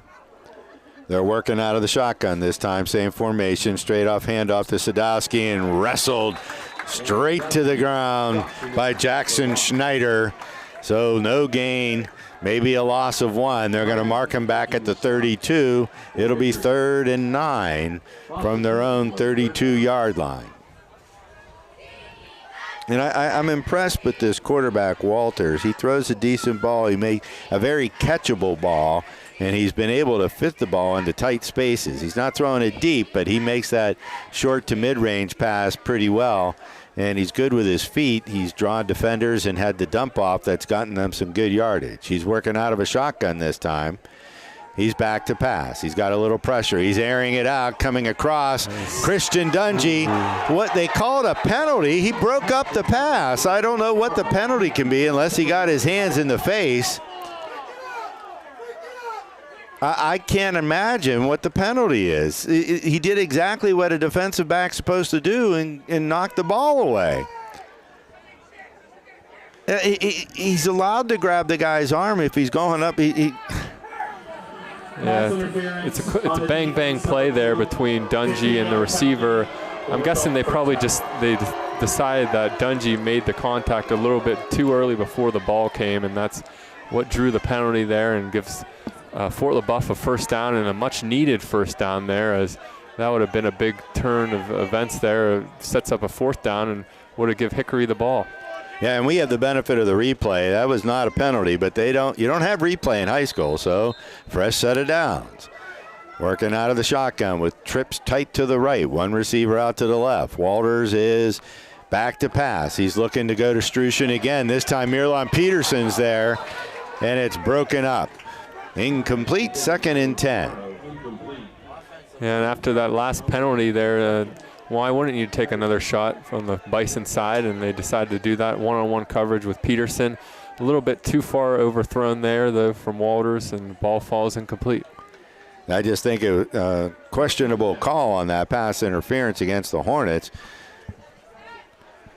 See if the Bison can take advantage. There you go. Under center, 2 backs, 1 tight to the left, and it's a straight run play to Sadowski. He's going to be hit and dropped short of the 50-yard line. Colton Bernice was there, along with Dylan Gardner and Jackson Schneider. So gain of, let's give them 3. And it'll be 3rd and 7 from their own 49. Yeah, Jackson Snyder did a great job clogging up the hole. Looked like he was blocked there, and he spun off the block and is able to meet Blouse after a short gain there. Brings up a 3rd down. 2 receivers to the right, 1 to the left. Tight end tight to the left. 1 running back alongside Walters in the shotgun. Fakes the handoff, rolls to his right. He's looking to dump off again, and it's there for Blouse. He beat Gardner, and he's going to get the first down.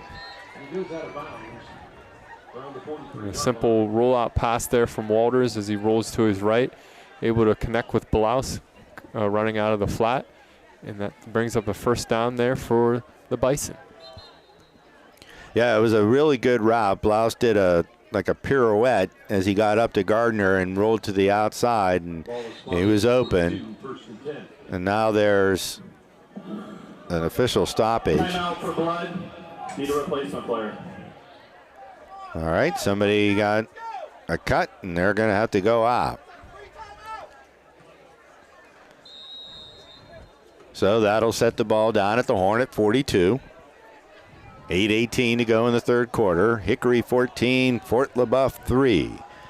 Working out of the shotgun is Walters. He's got trips to his left, 1 to his right.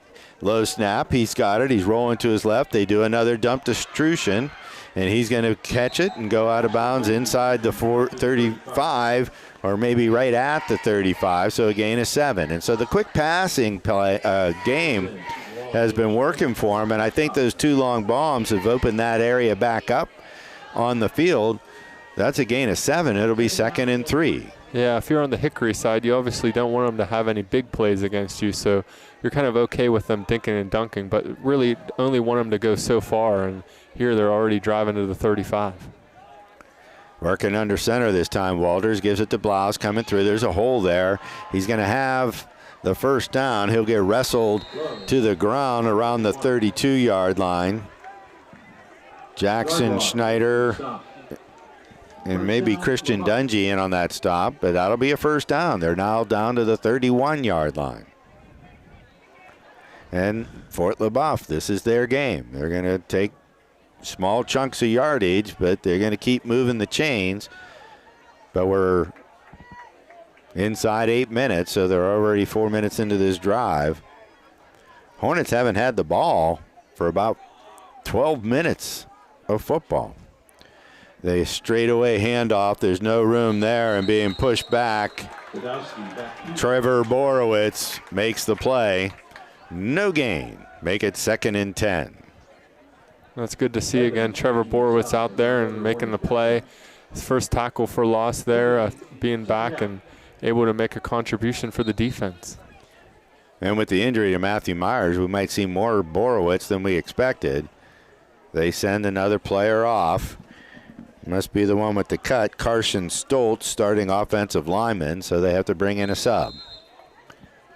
We're now down to 7 minutes to go in the 3rd quarter of play. 14 Hickory, 3 Fort LaBeouf, but the Bison are driving on this opening drive of the second half. Under center is Walters. Puts Blouse in motion. Straightaway handoff to Sadowski. No, Walters kept the ball. Good sleight of hand, and he's going to get all the way down to the 15 where Dungy and Dante Evans, with some help from Bryson Applegarth, he fooled me. I thought he gave it to Sadowski, who got clobbered as soon as he got to the line of scrimmage, but he then jumped right around it and found a little seam. He's not a real big player, so he's able to hide among those trees down there. He's under center again. This time he gives it to Blouse coming from the left, Black from the left side. He's going to be hit and stopped near the line of scrimmage. They'll mark him down at the 15. Let's give him a gain of 1, 2nd and 9.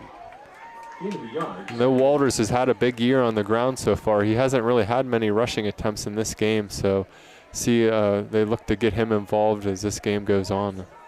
So they're going to go empty backfield this time. 5 receivers in the pattern. I wouldn't be surprised if Walters does a quarterback run. They're going to bring a man in motion as Blouse. And there's the quarterback run, and he's got room. He's going to get inside the 5, and he's going to score. He paid the price for that score as he comes up a little slow, and big shot there at the end. But he does score. Walters calls his own number, as I mentioned. Hasn't really ran much, but really sets it up for this run here. Just takes it up the middle, is able to weave around and find the goal, and diminishes that lead now to 4 pending the extra point. Well, it's 14-9. They're going to try to get it down to 4. Walters is the holder. Kuntz in to attempt the extra point. The kick is up, and the kick is good. Excuse me, I called him Kuntz. It's Kantz. So Kantz puts it through the uprights, 14-10 with 5:43 to go in the third quarter of play. Warehouse Sales is your fishing gear destination, including PA fishing licenses, lures, lines, and more. Visit us on Facebook for daily deals or take the short drive to Sharon, PA today. Hard to find parts and accessories for any job, indoor and out. From gardening to gearheads, pest control to plumbing, we're Warehouse Sales. Chances are if we don't have it, you don't need it. Take aim. Warehouse Sales now carries Pennsylvania hunting licenses, plus hunting blinds, trail cameras, outdoor accessories, and more. Warehouse Sales in Sharon, PA. Hi, this is Tammy Calderwood from Mercer County Community Federal Credit Union, and you are listening to High School Football on Friday Night PA. So the Hornets looking to get the ball for the first time here in the second half. That was almost 7 minutes, a little over 6-minute drive, eating up over half of the third quarter of play, and has made this a one-score game. Dungy and Morrison will be back to receive the kickoff of Lucas Kantz as soon as they give him a ball. And if you're the Bison going against someone like the Kelvin Morrison, really can't stop someone like that, but you can slow him down and you can keep him on the sideline, and that's something they've really been able to do at the end of the first half and the start of the second half. Yeah, they're playing keep away, and they're eating clock, shortening the game. Pretty much the only strategy I think that was going to be effective for them, and they've executed it very well. I mean, that offensive line is big, and they've been creating room. They don't always get big gains, but they get enough to keep moving the chains, and eventually that will wear down a defense. So let's see how the Hornets respond here with their first possession of the second half. Kansas kick too short. This time it's a onside little squib kick and covered immediately by the Hornets. Dylan Gardner. Yes. Oh, no, Luke Becker, 34. I thought it was 24. So that gives the Hornets fantastic field position. They get the ball at their own 46. I mean, I know that Dungy and Morrison can take it to the house if you kick it deep, but giving them the ball near midfield, they're actually going to put it at the 47. Yeah, it's interesting for the Bison. Obviously, Hickory scored 2-play drive, 3-play drive, so it doesn't really matter where they've gone, and now they get it at the 47. Hornets go with 2 up backs, 2 receivers, 1 on each side. Dungy in the shotgun with Morrison. They give it to Morrison, and he's hit at the line of scrimmage and buried.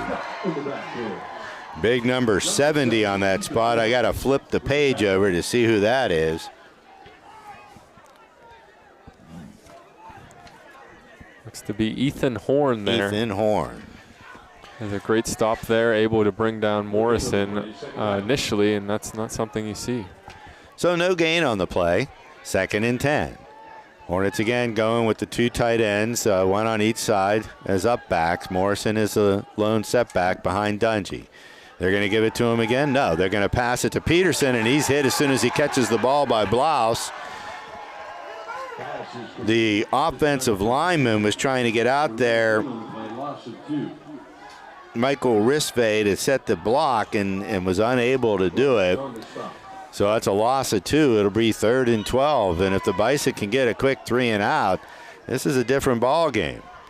Yeah, you can see the momentum slowly changing down on the field and see if Hickory can seize that here.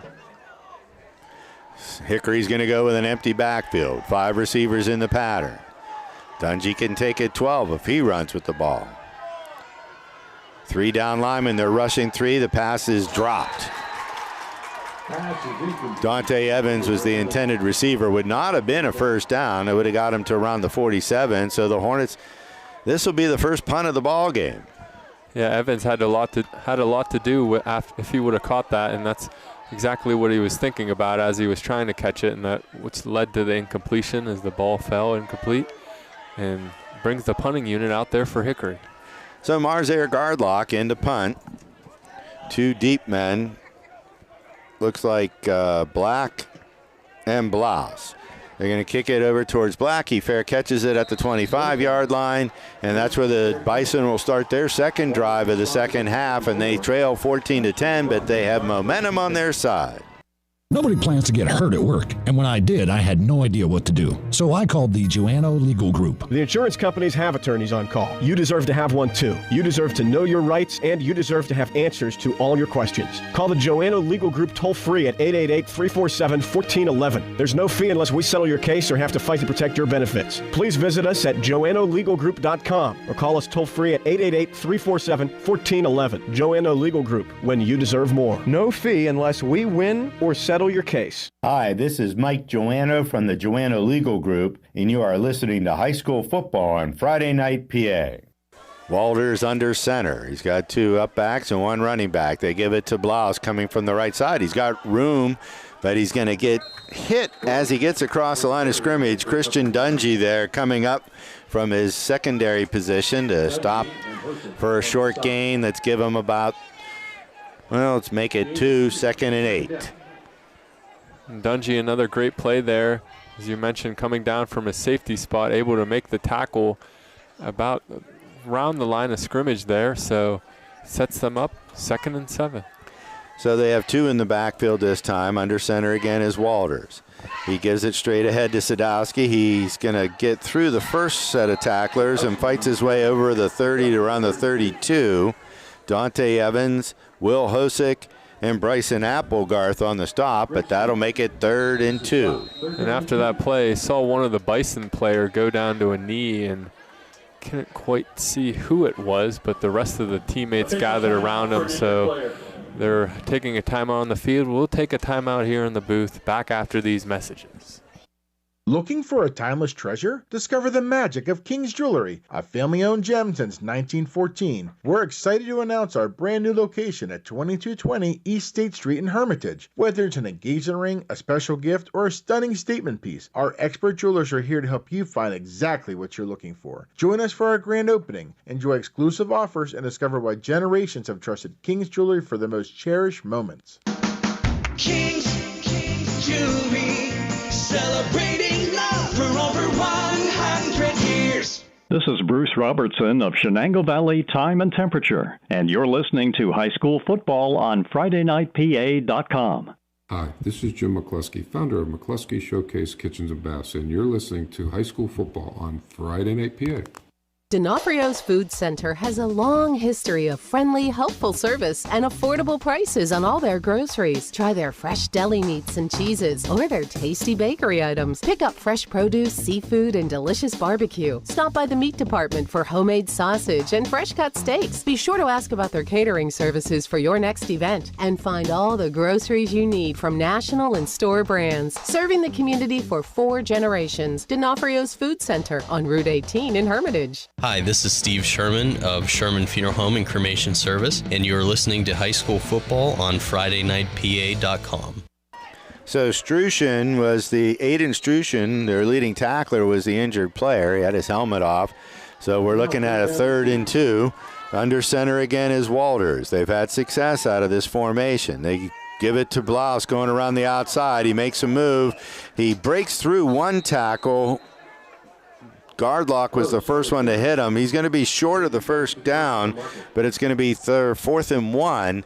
And I'd be shocked if they don't go for it the way they've been running the ball. And Struchin being out of the game, that's a big loss for that Bison team, as he hasn't really carried the ball much, but he's an excellent lead blocker for the Bison. Working out of the shotgun, 3 receivers and 2 backs. They give it to Sadowski. He's hit in the backfield, but it looks like he might have wrestled his way close to the 35, and they're giving him a first down. And the official on the near side of the field has him marked out on the other side of the 34, and that's enough for a first down. Yeah, it looked like he maybe didn't initially get it there, but at the end, the extra effort there from that O-line, able to get him the yardage needed for that first down. So the Bison are pounding the ball across the Hornet line and having success. Working out of the shotgun this time. Walters is going to keep it himself. He tries to bounce outside. Michael Risfe says no. So it'll be no gain on the play. It'll be 2nd and 10. An interesting kind of play there. Walters looked like he was holding the ball a little loosely there, but good job from protecting it in the end, as he was just brought down for a loss. If anything, a short gain. Sets up a 2nd and 10. We're down under 2 minutes to go in the 3rd quarter of play. 14-10 is the score. Bison have the ball for the second time. They took the opening kickoff for the second half and drove it down the field. Walters is rolling. He's going to try another dump off. It's there again. And breaking a tackle is Blouse. He's going to be just short of the first down. And the Hornets have been unable to defend that play all night. Yeah. So it brings up 3rd and short. It's a great play there from Blouse. As I was watching him the whole play, he kind of just ran up, faked a block there on the defender and snuck out behind him and able to find him. Walters for that short gain brings up a 3rd and short. Black runs back onto the field as a receiver. They have one out to the left, and they're going with their tight formation. And under center is the quarterback, Walters.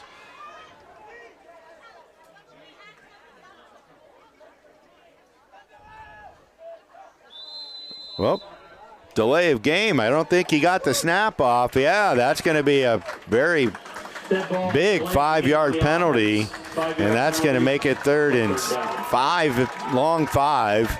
From 3rd and inches, and that's a big play. So the ball's just inside the 39. They got to get just outside the 44.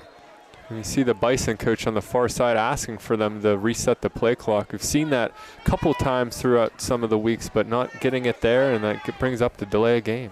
Again, they're going with that tight formation with Walters under center. They put the man in motion. Walters keeps it, and he breaks tackles. He's going to get the first down. He was hit at the line of scrimmage, but he was able to slide off that tackle and get across the 45 out to the 48. Needed 5. He got 8. And they're quick to the line of scrimmage. Now they're working on tempo. They've got the Hornets on their heels. 2 backs in the backfield alongside Walters in the shotgun. And they hand it to the second back through, and he's got a lot of room. And he's going to get to the sideline, and that's Strushin back into the game, and he's inside the 30, but there's a flag. I think there's a hold.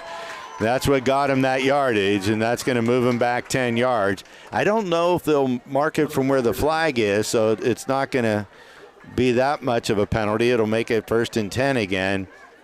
Yeah, you could see Trevor Borowitz was there in position to make the play, but the offensive player held him from the side, so that's what brings up the holding here. So put the Bison back holding 10. Number 0 on the offense. 10-yard penalty to spot the foul. Not really a needed penalty either, as they did have a nice chunk gain there, but sets them back 10. So they'll place the ball at the Bison 49, so it'll be 1st and 9. So they net 1 yard out of that. And it gives the Hornet defense a chance to reset. Luke Lewis has come off. Hornets going with 3 down linemen. Under center is Walters. And he's going to fake the handoff. He's rolling to his right. He's got room to run if he wants to, and he's going to. And he's just hard to tackle. He reminds me of one of the Hornet players. He just doesn't take a straight hit. Cavante Miller hit him first, and Dylan Gardner brings him down. But the gain's down to the Hornet 45. It'll be 2nd and 2. A great job there, as they've had a bunch of those passes out to the flat work for them, and this time the flat guy was covered, so Walters has to just scramble out to himself along the right, and he's able to gain a couple yards. And they're going to milk the last 12 seconds here of the third quarter of play. Only 3 possessions, 2 by the Bison and 1 by the Hornets in the third quarter. And we'll go to the fourth quarter of play with the Hornets clinging to a 14-10 lead over the Fort LaBeouf Bison. Hi, this is Joe Flynn with Flynn's Tire. We know how valuable your time is, so we've made it fast, easy, and affordable to buy tires. There's 3 easy ways to purchase tires from Flynn's. First, just drive in, because Flynn's will get you in right now. No appointment necessary. The second option, give us a call, and we'll help you select and reserve the perfect tire for you. The third option, save time and buy online at flynnstire.com. It's that easy. Just drive in, and Flynn's will get you in right now. Ad Velum Finiscentia. This is Rod Jones. On behalf of Jones Performance Products, we wish all sports a healthy and safe year. We are located in West Middlesex, PA, and are the leading manufacturers of semi-truck hoods and the home to truck rods, custom hoods. Visit our website at jonesperformance.com. At Mercer County Community Federal Credit Union, we're making a difference in our community every day. From great rates on savings and checking to mortgage loans where we turn home buyers into home owners and auto loans that fit your life. We're here for you. With a credit union loan that fits your needs, budget, and lifestyle, we'll be your partner working side by side, helping you succeed. Visit us in Hermitage or Sharon and see why so many trust Mercer County Community Federal Credit Union. Making a difference in our community. Nobody plans to get hurt at work. All right, we're back here at Mahalik Thompson Stadium on Slippery Rock University's campus. It's Fort LaBeouf looking at a 2nd and 3 from the Hornet 45. And they're going to roll Walters out to the right. He's got a receiver down there, and it's caught by Trushin, and he bounces off the first tackler. And is going to get down to around the 29-yard line. That's a first down. So the Hornets are on their heels. Fort LaBeouf has really got them crossed up with their play calling, and they're doing a nice job of mixing the run and pass here in the third quarter of play. Yeah, their offense has a lot of moving parts, and Hickory hasn't been able to keep up. Walters under center again. Then he runs into his running back, and he somehow is able to then squirt forward and get 5, maybe 6 yards. And that play right there exemplifies what's been going on in this ball game. The Bison are bouncing in the right direction, and the Hornets are going in the wrong direction. So they're going to say 5. I say 6. It's 2nd and 4. Trips to tight to the right. 1 receiver out to the left. Walters working out of the shotgun this time. And they do a pitch over to Sadowski. He's got room. He's got a hold, too. 3 flags come in, and that's going to move him back 10.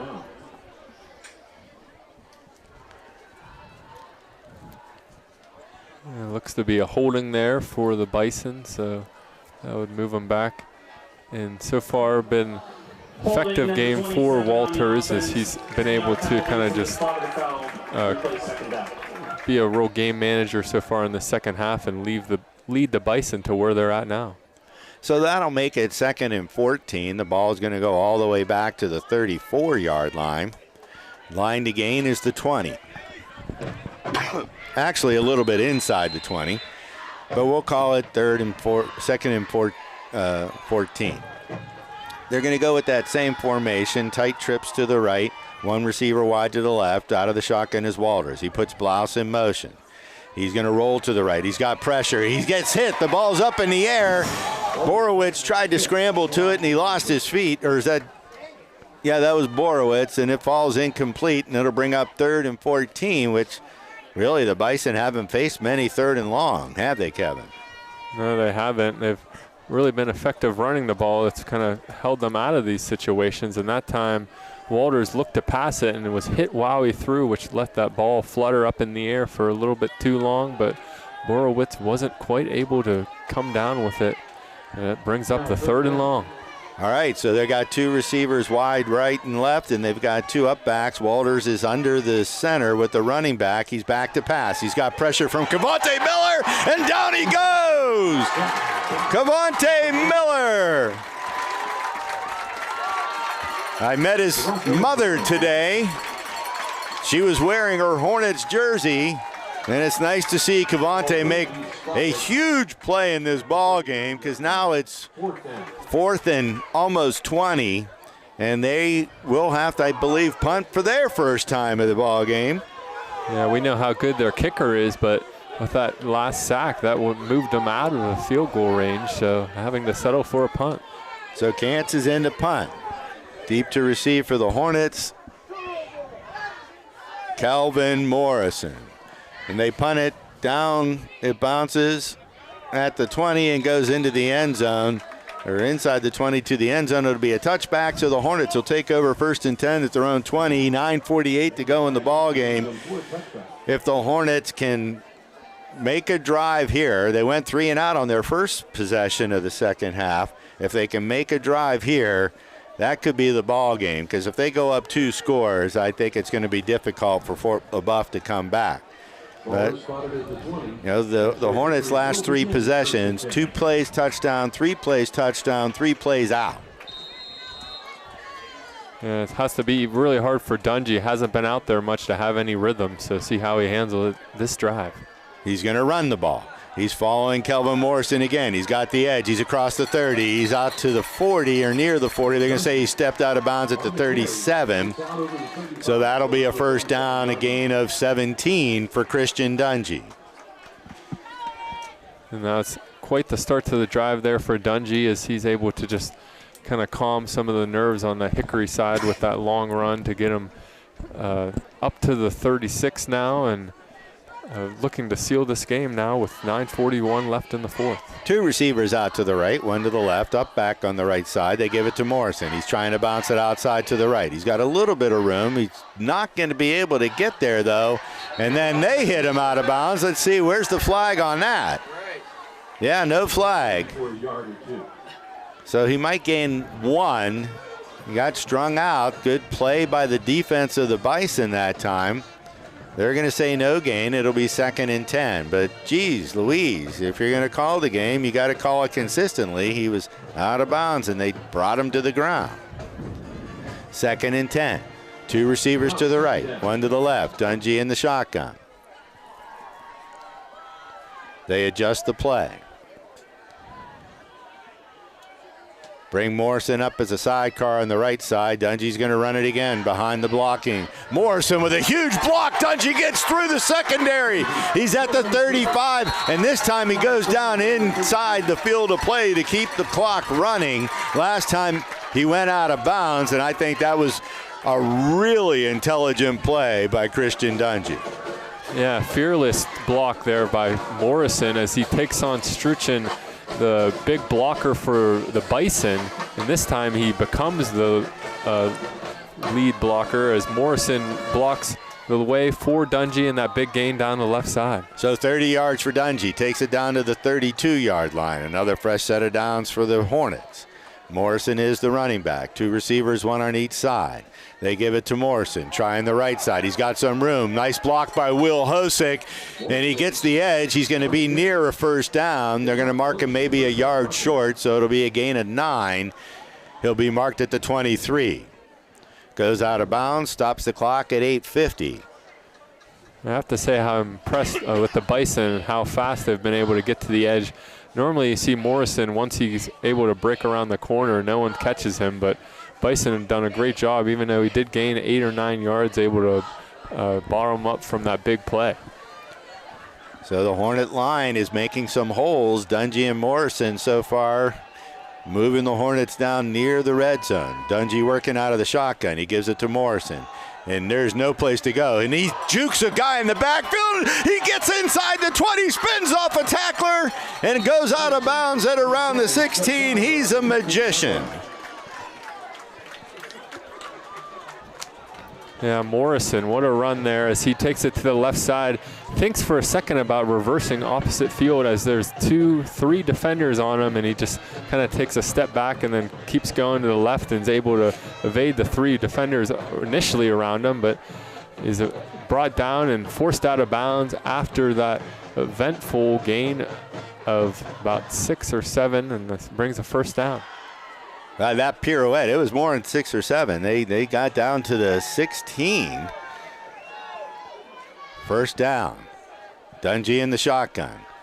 They give it to Morrison, and that can't get away that time. A nice tackle on that play by Graydon McDevitt, because if he doesn't make that shoestring tackle, Morrison spins his way into the end zone. So they stop him for no gain. It'll be 2nd and 10.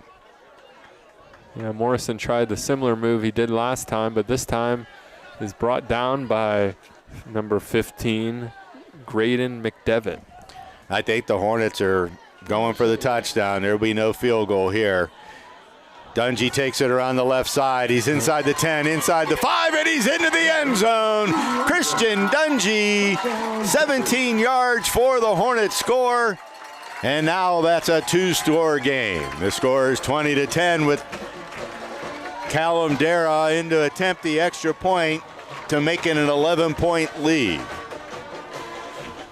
And Morrison, even though he hasn't really had the chance to show his legs off in this second half, he's showing off those blocks and really lead the way for Dungy on that drive as he led the way along the left side for that last score, extending the Hickory lead on the scoreboard. Hosick with a good snap, good hold by Gardlock, and the kick is good. So with 8:02 to go in the ball game, Hickory now has pushed the lead to 21-10, and we'll be back to bring you the remainder of the game.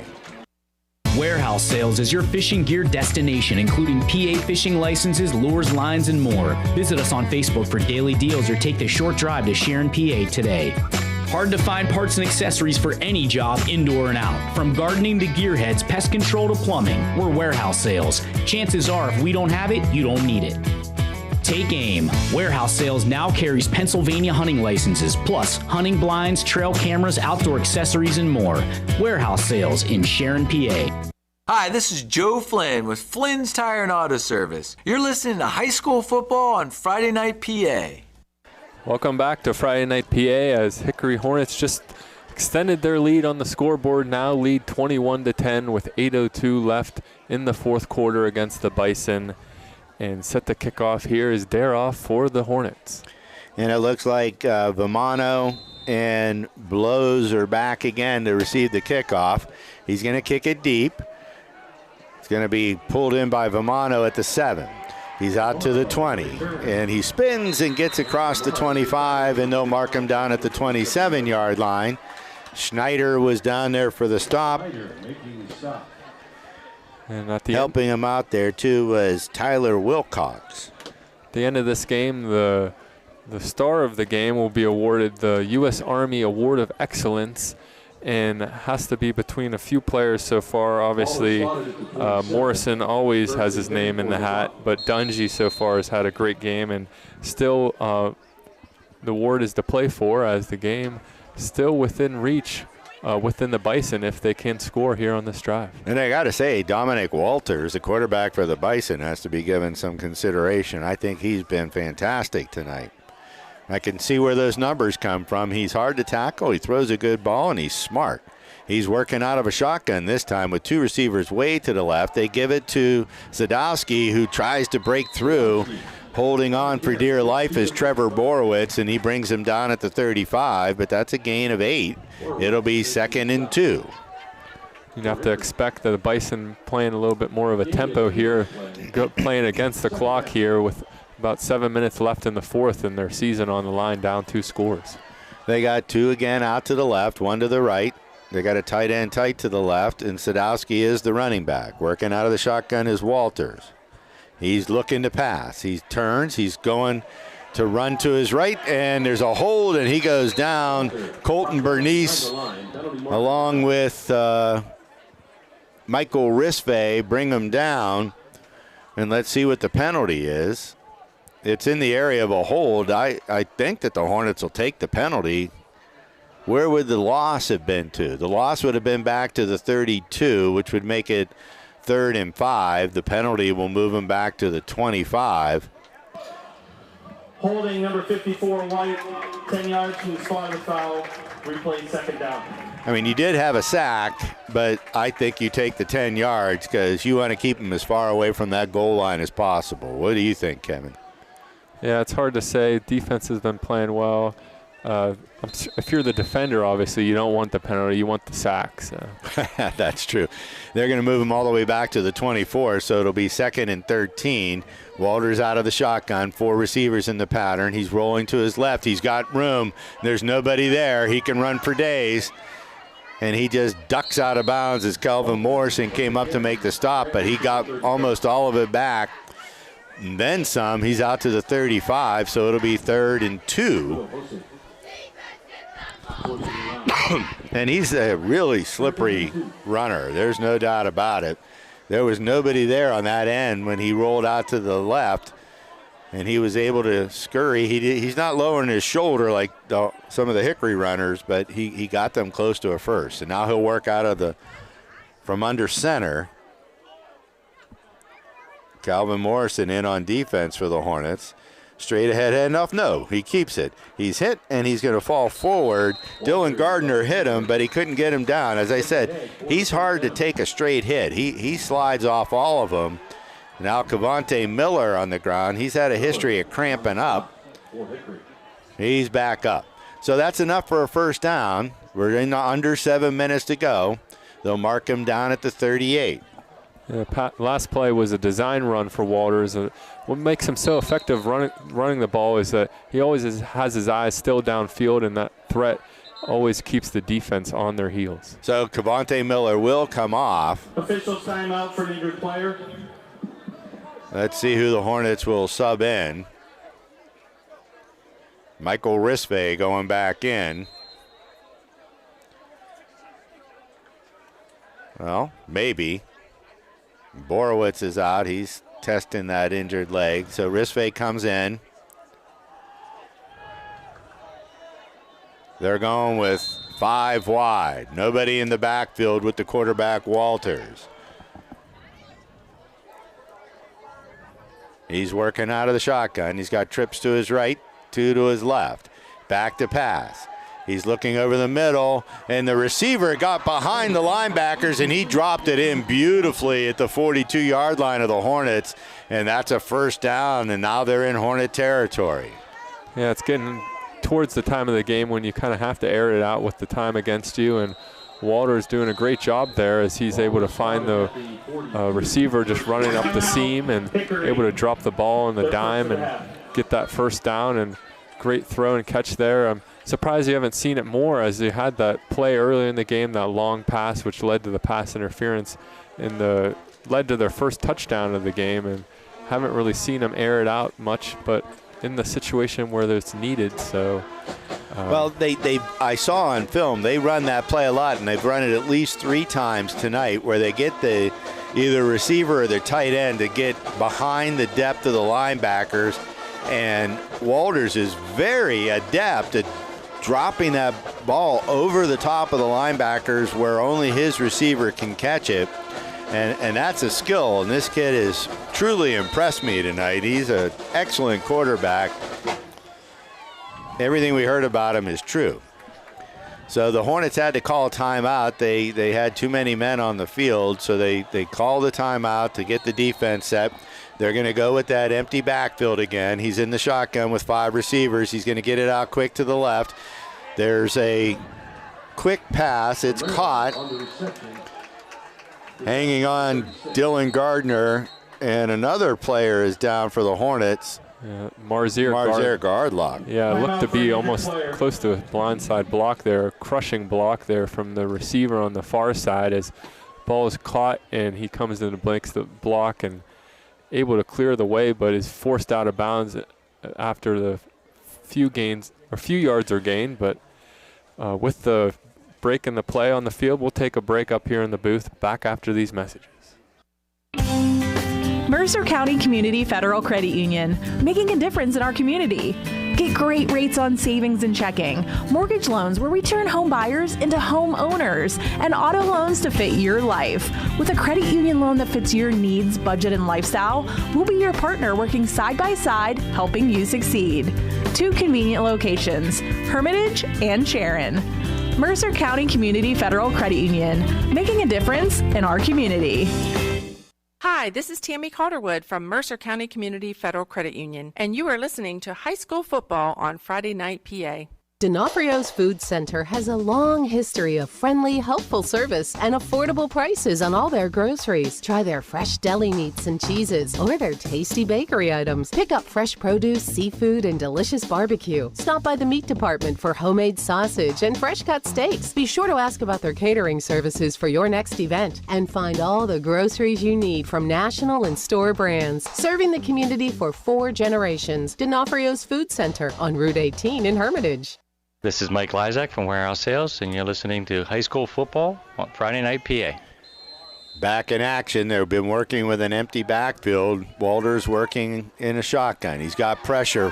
He's going to go deep, and there's nobody there except 4 Hornets, and that'll fall incomplete and bring up 3rd down. And what a beautiful moon that Dave Gill brought in from First Take Video Productions, a hazy moon. Not quite full, though, is it? It's near there. Wish it was a more clear night and we could see it better.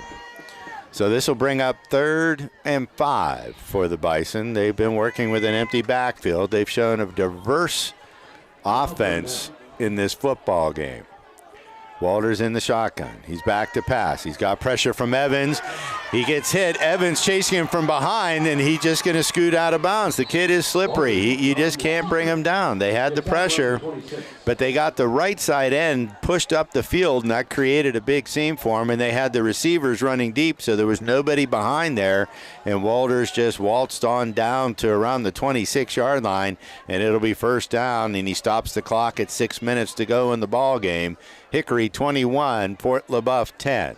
It was good to see after that big hit a few plays ago. Gardlock now back out there, and he looked to maybe try to target him that last play, but Gardlock with good coverage, so Walters had to take it himself up the left side, able to get the 1st down. So they're spreading the Hornets out with this empty backfield. They bring a man in motion, and there's a false start. No, they called timeout. The coach saw something he didn't like, so Fort LaBeouf burns one of their timeouts, and you're down 2 scores under 6 minutes. That could be Hickory's favor.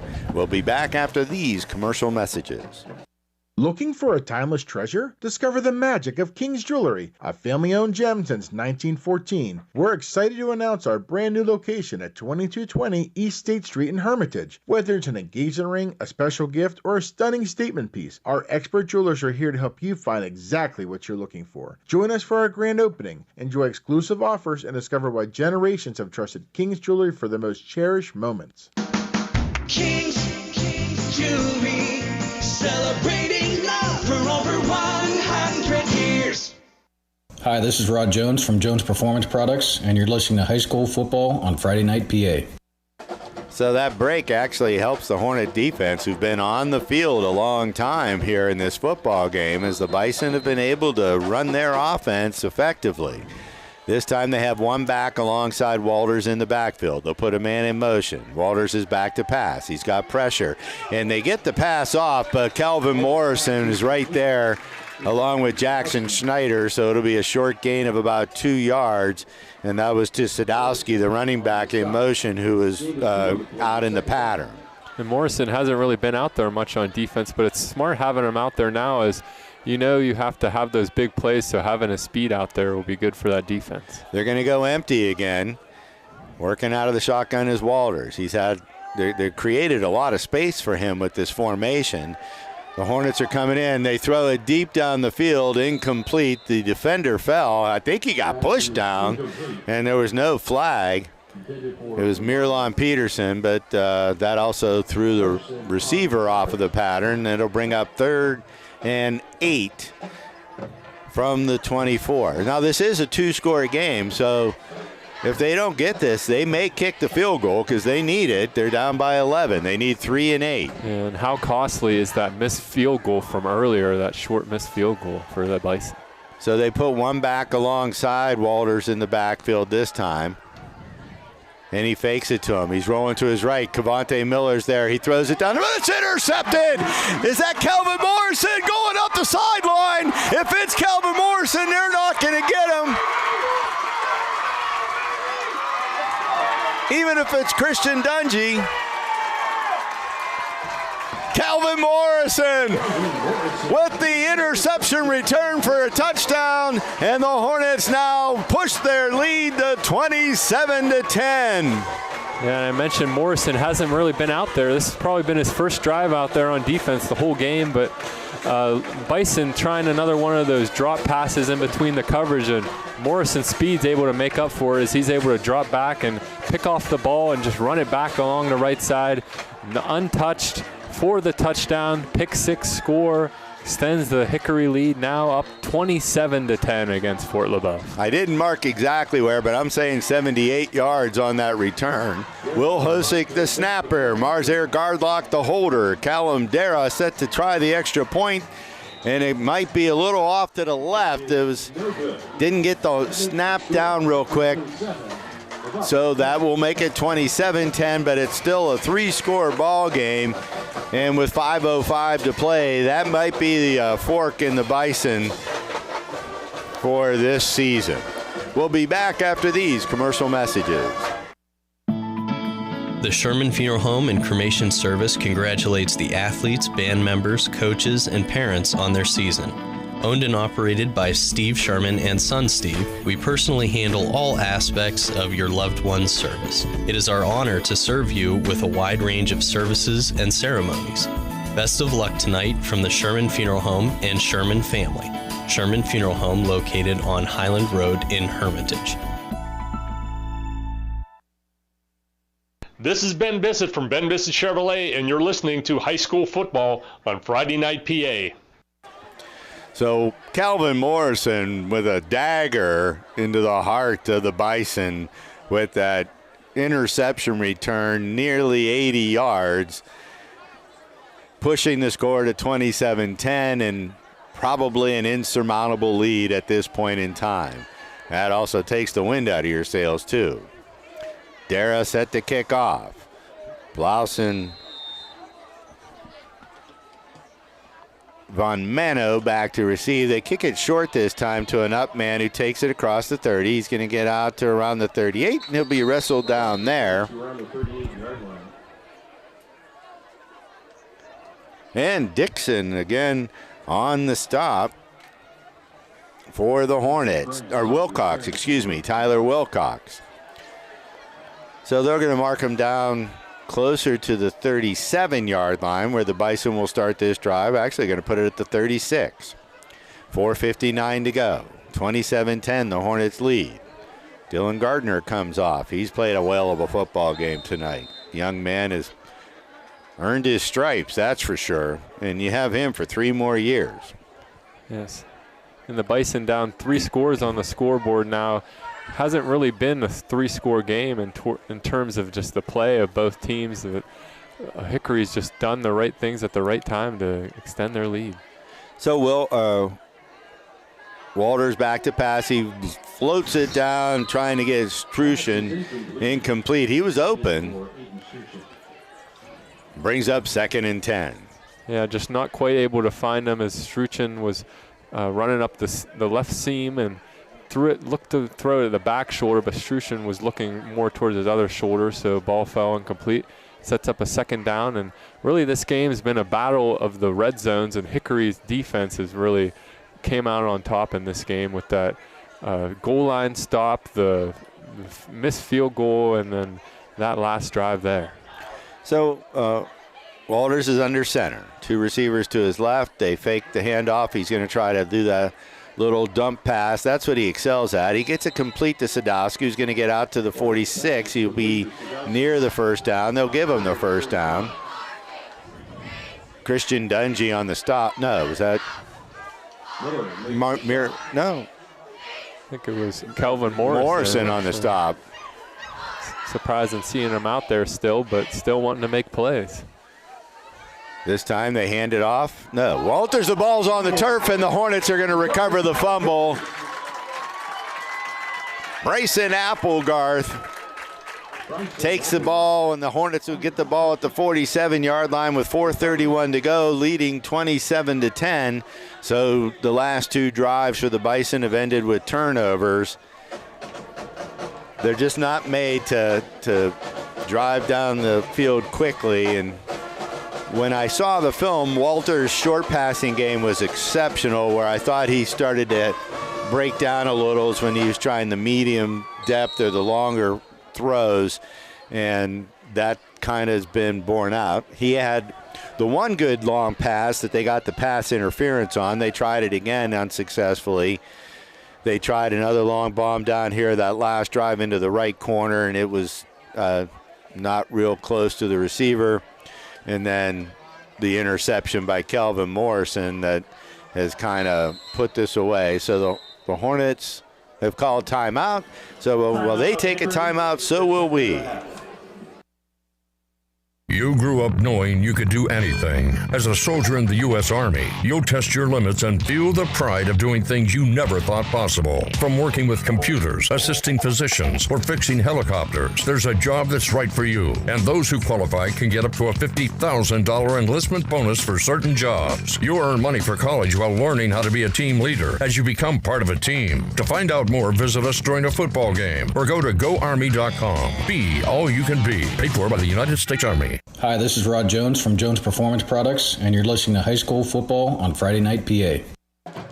So the Hornets take over here with 4:31 to go in the ball game. They lead 27-10 against a very game Fort LaBeouf Bison team who really played an exceptional football game. The difference, I think, is speed. Yeah, to beat a team like Hickory, you have to really do all the small things right. And for LaBeouf, they've done a lot of the small things right, but one of the main small things is the turnover battle, and they've lost that tonight, and that's shown on the scoreboard. Dungy working out of a shotgun with two up back. Kelvin Morrison in the backfield. They move Evans from left to right, and Dungy keeps it himself. He'll get across the 45 down to the 43, so give him 4. 2nd and 6. Keeps the clock moving, and the Bison had to burn one of their timeouts. They only have 2 left. I would expect the Hornets to go ground and pound here and try to just salt the clock away and make this game go away and survive to live another day. And Dungy kind of did what Walters did to Corey last week, because really hasn't had the chance to be effective in the air, but really been effective on the ground tonight. Over 100 yards rushing. Dungy again in the shotgun. Morrison alongside. They give it to Morrison. He's trying to bounce it outside. He's not going to. And they'll wrestle him down for a loss of 1. I believe that was Blouse on the stop, number 5. Timeout, Fort LaBeouf. And they'll burn their second timeout, and we'll take a timeout with them. Have you thought to yourself, the weather info on my smartphone doesn't tell me much? Then give Time and Temperature a call. Time and Temp has been around for decades, but not like this. Time, temp, and the forecast quickly and accurately. Then you can get on with your day. In the Shenango Valley, 347-7751. Greenville, 588-2300. Grove City, 458-5800.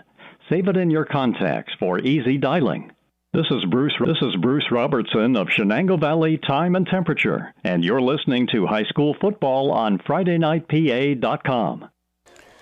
So the Hornets will trot out to the field for a 3rd and let's call it 8. They lead by 17, 3:37 to go on the clock. The Bison have 1 timeout left. Trips to the left, 1 to the right. Dungy's going to try to run it, and he's hit in the backfield by Sadowski. And he'll lose 3, maybe 4. And the Bison will call their last timeout. So they preserve 3:31, and they have Sadowski injured on the field after making that tackle.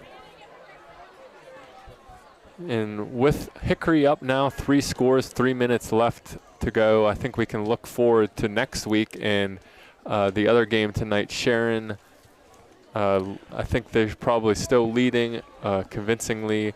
So that sets up next week's matchup, which would be the Hornets taking on the Tigers. I'm not sure where that location will be quite yet, but that will be quite the game.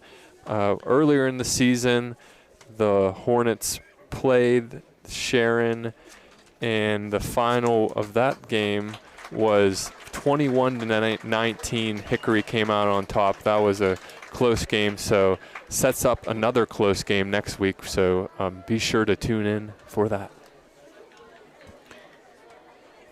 So I think officially the interception return by Morrison was going to be 85 or 86 yards. Sharon is up 42-13, so they're comfortably ahead of the Grape Pickers. Gardlock into punt, deep to receive is Blouse, and the Bison will get the ball again.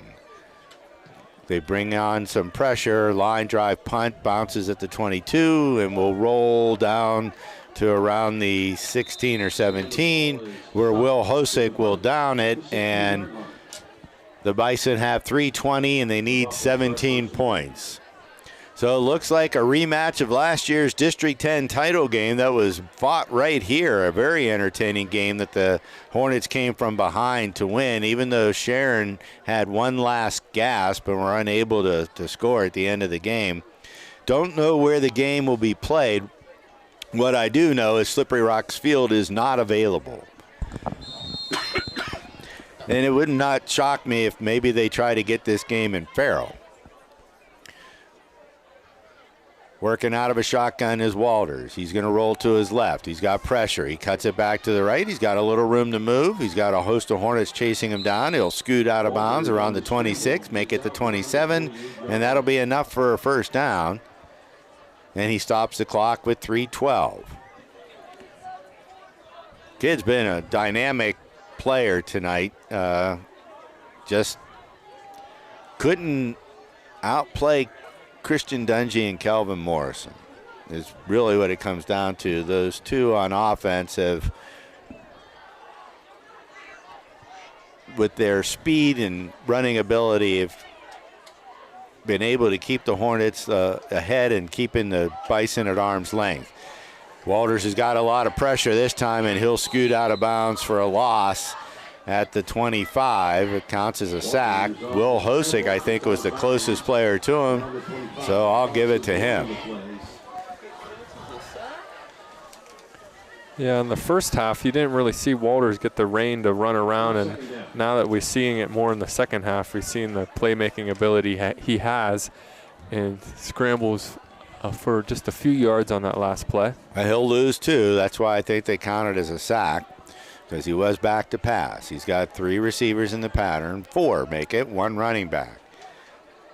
He's back to pass. He's going to try to air it out. There's Trushin crawled over the back of Bryson Applegarth, but wasn't able to get back to the ball, so it'll fall incomplete and bring up 3rd and 12. That was a good play there from Applegarth, as he's making his appearance back tonight, as we mentioned, and Borowitz back again. He's back on the sideline, though, as he had a good game, and he's looking to finish it out his season strong. Yeah, I think it was Mikey Van Mano who was attempting to catch that pass, not Strushin.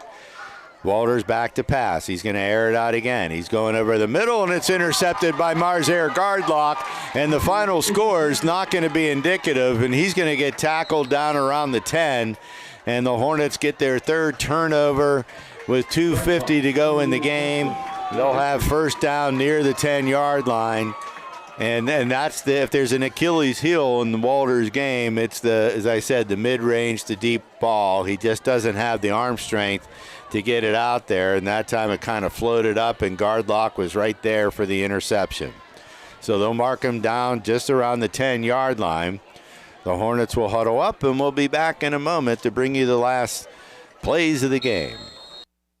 Hi, this is Joe Flynn with Flynn's Tire. We know how valuable your time is, so we've made it fast, easy, and affordable to buy tires. There's 3 easy ways to purchase tires from Flynn's. First, just drive in, because Flynn's will get you in right now. No appointment necessary.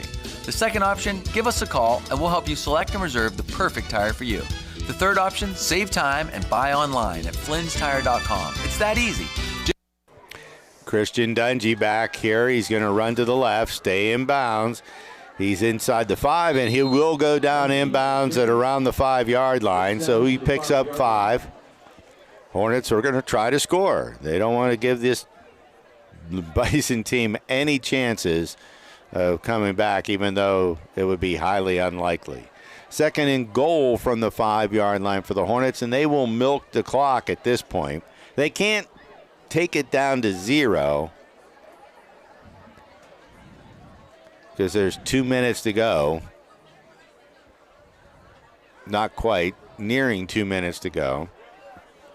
But they would like to put it in the end zone. Dungy in the shotgun. He's got Morrison alongside him. Gives it to Morrison. He's going to lower his shoulder and run over the defender for the Bison, who's still on the ground, and into the end zone for, I believe, his 3rd touchdown tonight.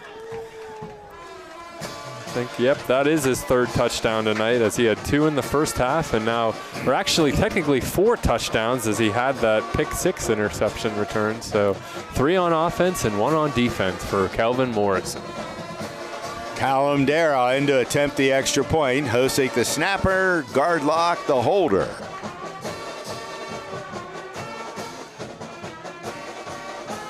Good snap, holds down, kick might be wide to the right. No, he caught it inside the right upright, and it is good. So with exactly 2 minutes to go in the ball game, the score, Hickory 34, Fort LaBeouf 10.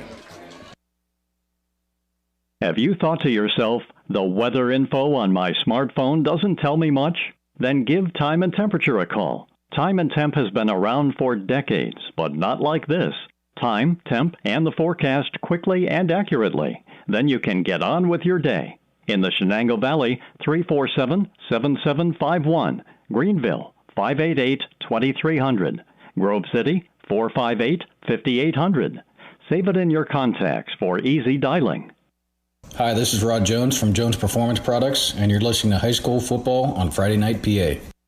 Welcome back to Friday Night PA here, as the Hornets just struck again on the scoreboard. Kelvin Morrison finished off his great night as he scored again, extending the lead now 34-10 against the Bison. 2 minutes left in the 4th quarter, and Daroff set the kickoff here for the Hornets. And we got a new returner, Giovanni Bartone, back there with Xavier Blouse to receive the kickoff of Callum Dara. They kicked it short last time. I imagine they might do that again. Yep, little pooch to it. It's going to be hauled in by an up back at the 20.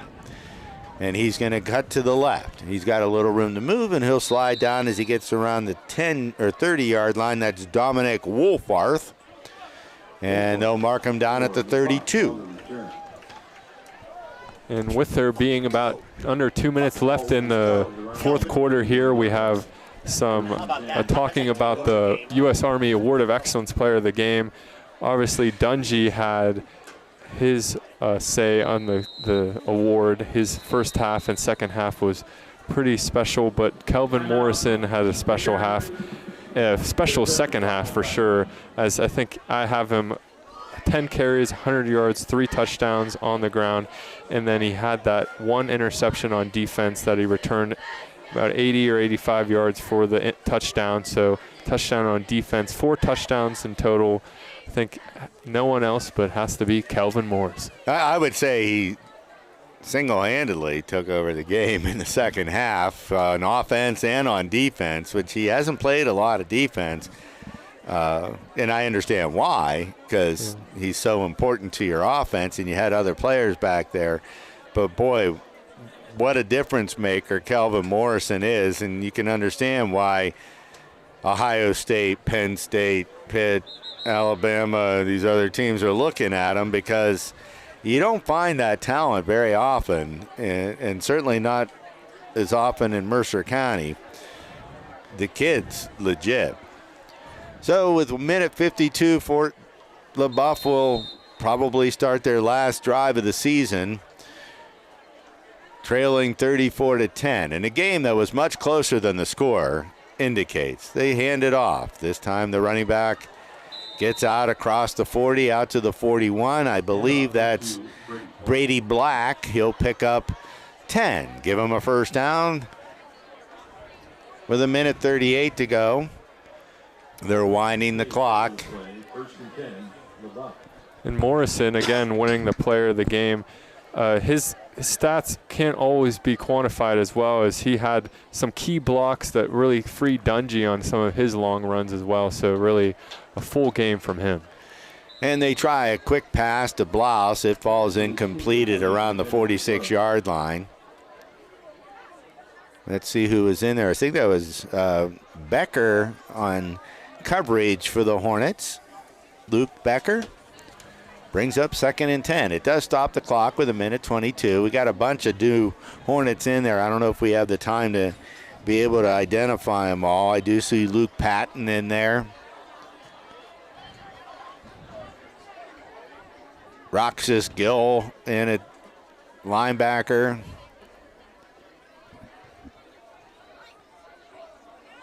Shamir Roberts also in there. And the quarterback takes it himself. Walters is going to get out. Oh, they fumbled the ball, and the Hornets might have covered it at the 50-yard line as he was getting near the line to gain. But I think he might have been able to contort his body back to recover it himself, and he did, but it'll leave him a little short and keeps the clock running under a minute to go. Now looking ahead for the Bison and looking at their roster, they have a lot of juniors, so a lot of key players returning, Walters, Blows, and they're really set up for next year, and wouldn't surprise me if we see these two teams match again next year. And it's Black. He gets into the secondary. He's inside the 20. He's inside the 10. And he's going to go in for the touchdown. Brady Black, with 33 seconds to go in the game, pushes it across the end zone. That's a 50-yard scamper for Black. And Black's one of those players who's not returning, the senior, so his last drive of his senior career, he caps it off with a great 50-yard run there and kind of just dents Hickory's lead a little bit, now 34-16. So Lucas Kant's in to attempt the extra point. Walters is still the holder. I've never been able to identify who the snapper is. This kid's got a pretty big leg. Good snap, holds down. Kansas kick is up, and it is good. So with 33 seconds to go, the score 34-17. The Hornets have doubled up on the Bison. We'll go to one more commercial break. We'll bring you back for the last 33 seconds. And then Kevin will scamper down to the field to interview our U.S. Army Award of Excellence Player of the Game, Kelvin Morrison. Sharon Regional Health System is celebrating a new chapter, proudly serving the healthcare needs of our community. We have a renewed dedication and unwavering commitment to deliver the highest standard of care that you've come to know and expect. This means reinvesting in our employees, our physicians, and the essential medical technologies needed to provide exceptional care to you and your family. Sharon Regional Health System, continuing the legacy of healthcare in our community. Learn more at SharonRegionalHealthSystem.org. This is Mike Lysak from Warehouse Sales, and you're listening to High School Football on Friday Night PA. Hi, this is Al D'Onofrio from D'Onofrio's Food Center, and you're listening to High School Football on Friday Night PA. The Hornets are giving a few players some playing time here. Tyler Wilcox is going to get to go back and return his first kick. I guess they're expecting an onside kick. So they got the hands team, which includes Luke Lewis, right at the front of the line. Kantz is a good kicker. Let's see how he does. He tried an onside kick earlier, and I believe it was Luke Becker who covered it up, number 34. Kevin Schwartz out there on the front line. Dante Evans, Jackson Schneider, And here comes Cant's kick. He's going to bounce it forward. Bounces off the Hornets. And they did get the ball. They recover the onside kick. So one of the Hornets had an attempt at it and was unable to corral it. And so the Bison will get one more try at offense with 31 seconds to go in the football game. The only thing that does is it makes this game last a couple minutes longer, because if Hickory has the ball, they're taking a knee. The Bison don't have a timeout. Here they might have a few incompletions. They might go out of bounds, so we might see a few more plays. A little bit different technique from that onside kick. He just drove it straight at the returner, and it bounced off for a fortunate break. So Walter's working with an empty backfield. He's back to pass. He's got some pressure. He steps up in it. He dumps it over the middle, complete the blouse. He gets down to the 30. He gets over the 20, and he's going to go out of bounds at around the 18. So the second-tier Hornets are having some trouble stopping this starting offense of Fort LaBeouf, but I don't expect Coach Dungy to put any more of his starters back in. Yeah, especially with how the season's going and all the injuries. You really want to keep them safe and healthy for these next weeks. Walter's back to pass. He's got time. He's got time. He rolls to his right. He's got a lot of room. He rolls to his right. He tucks it. He's inside the 10. He tries to cut it back. He's going to be hit. He spins off a tackle there. He's going to be brought down at around the 3-yard line. That'll stop the clock to move the chains with 6 seconds to go. Kevin Schwartz on the stop for the Hornets, I believe. They start the clock, 3, 2, 1. He spikes it. They got 1 second, so they get one more play. No, the clock has expired. Let's see what the officials say. The scoreboard clock has expired. Please put 1 second on the clock. So they want to give him a chance to put one more score in to end the season. And this is good experience, though, for the Hickory Hornets. As you mentioned, a lot of backups in now, and you never know where these players may see themselves later down the line, and maybe a crucial stop they need, and this could give them the knowledge for that. All right, so 1 second, one play. The game is decided. It's 34-17. Walter's working at the shotgun. He's got one back with him. He's looking to pass. He throws it for the back of the end zone, and then it's knocked down by the Hornets. Bryson Applegarth will knock it down, and that's the final score.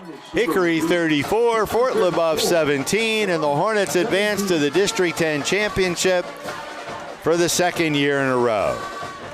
We're going to go to a few commercial breaks. We're going to get Kevin down the windy, dangerous staircase here at Slippery Rock and onto the field to interview Calvin Morrison, our player of the game. This is Ben Bissett from Ben Bissett Chevrolet. For over 67 years, we've been serving the Mercer County area with quality sales, service, and leasing. Inventory, competitive pricing, and outstanding service, and always a great selection of pre-owned cars and trucks. And service is open late on Thursday nights and on Saturday mornings for your convenience. Find us at visitchevy.com or stop by on Route 19 just south of Mercer, PA. That's Ben Bissett Chevrolet.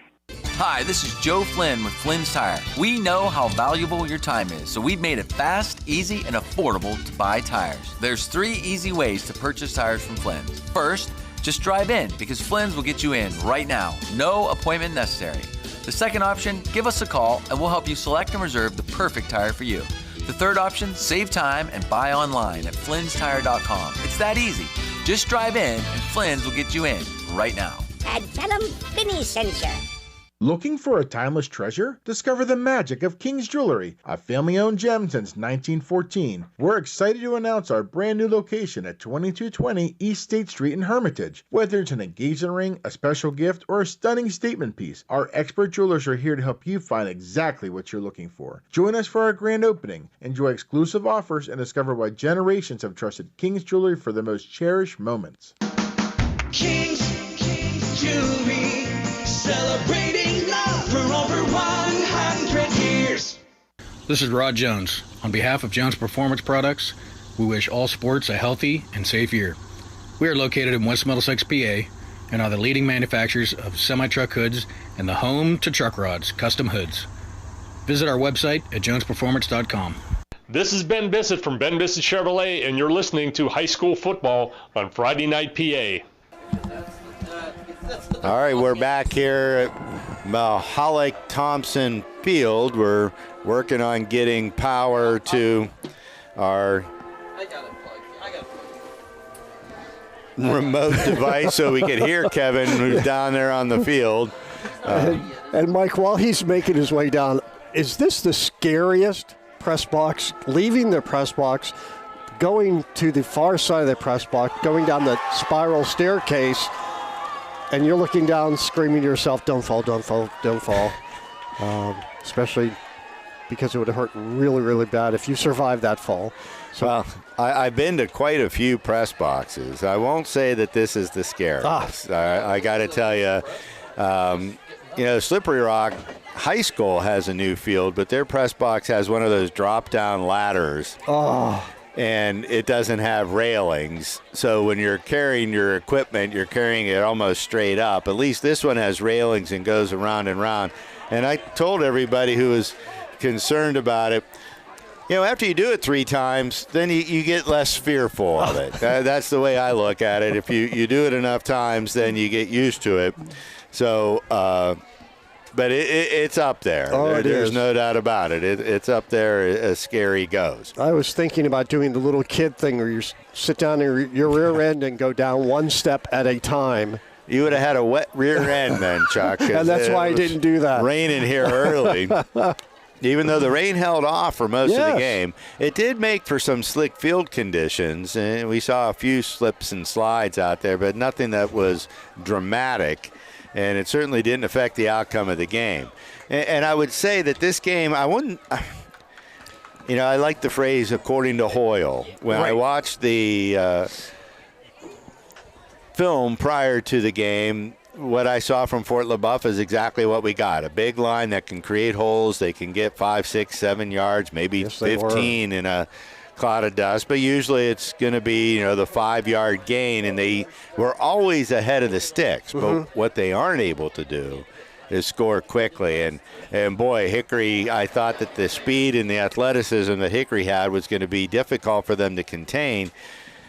And that's exactly what happened. They couldn't tackle Christian Dungy, and Kelvin Morrison was just ridiculous. I made a note earlier that Fort LaBeouf, big, powerful, grind the ball. Hickory, lightning fast, quick scores, and tough to keep up with. And you're so right in your observation. I think it also, the way Fort LaBeouf played Hickory, the Hornets are going to go back and look at this film because it's a blueprint on how to move the ball. Yes. It's a blueprint on how to move the ball against the Hornets, and some teams are going to have that ability to run the ball and break one. Sharon Tigers, so that sets up a very interesting rematch next week. Not just a rematch of the game earlier this season, but a rematch of last year's District 10 championship game. Yeah, it should be another fun game because Sharon seemed to be out in front for the game again, and looks like Kevin is getting ready to go. Okay, back here live Friday Night PA for another post-game interview after a great game again from the Hickory Hornets. Back Kelvin Morrison, another player of the game performance, showed out on all sides of the ball. How are you feeling after that game? Feeling great. We practiced all week. Finally played on. Practice all week and had a great game, obviously, on offense. 3 touchdowns, over 100 yards rushing, but an impact on defense as well. How are you looking to make that same impact that you make on offense on defense? Really just hard, just putting in the work in practice. I don't really play defense, but I had to step up. You stepped up indeed with that long interception return, 85 yards. What was going through your mind on that play? It was like, I caught the ball, I was like, I gotta score. Because before, last time I dropped a pick. This time, I took it back. Yes, and you made the most of your opportunities on offense and defense. offense, you had those long rushing yards, but you complemented Dungy very well with those great blocks, leading the way for him. What's it like playing with Dungy, and how does his work ethic and what he brings kind of lead to your success? He's a younger guy, so he's gonna get in his head sometimes. So I'm just there backing him up, telling him everything good. And with us two together, nobody can stop us. Nobody can stop them, and someone who's looking to stop them next week is the Sharon Tigers, who came out on top tonight against Northeast Great Pickers. Anything you're looking forward to with that game next week? Just another hard work of practice. Just been working. Just another week for Kelvin Morrison and the player of the week. And I have to make a note. Obviously, I mentioned it last week. You're getting a lot of offers. See, you have the Ohio State cap on.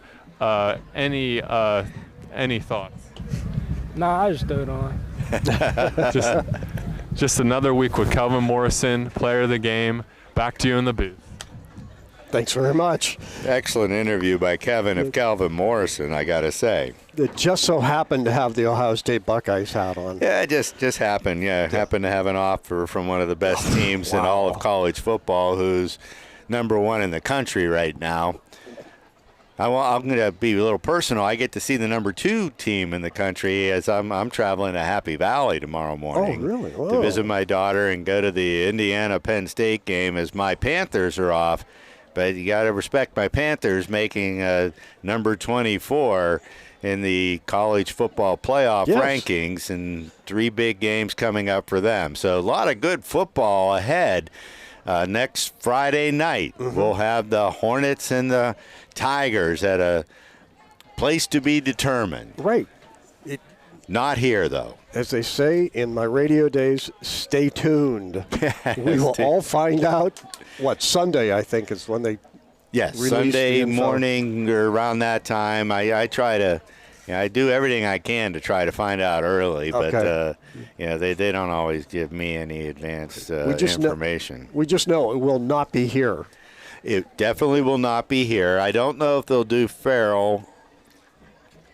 I don't know if it has the capacity that they're looking for.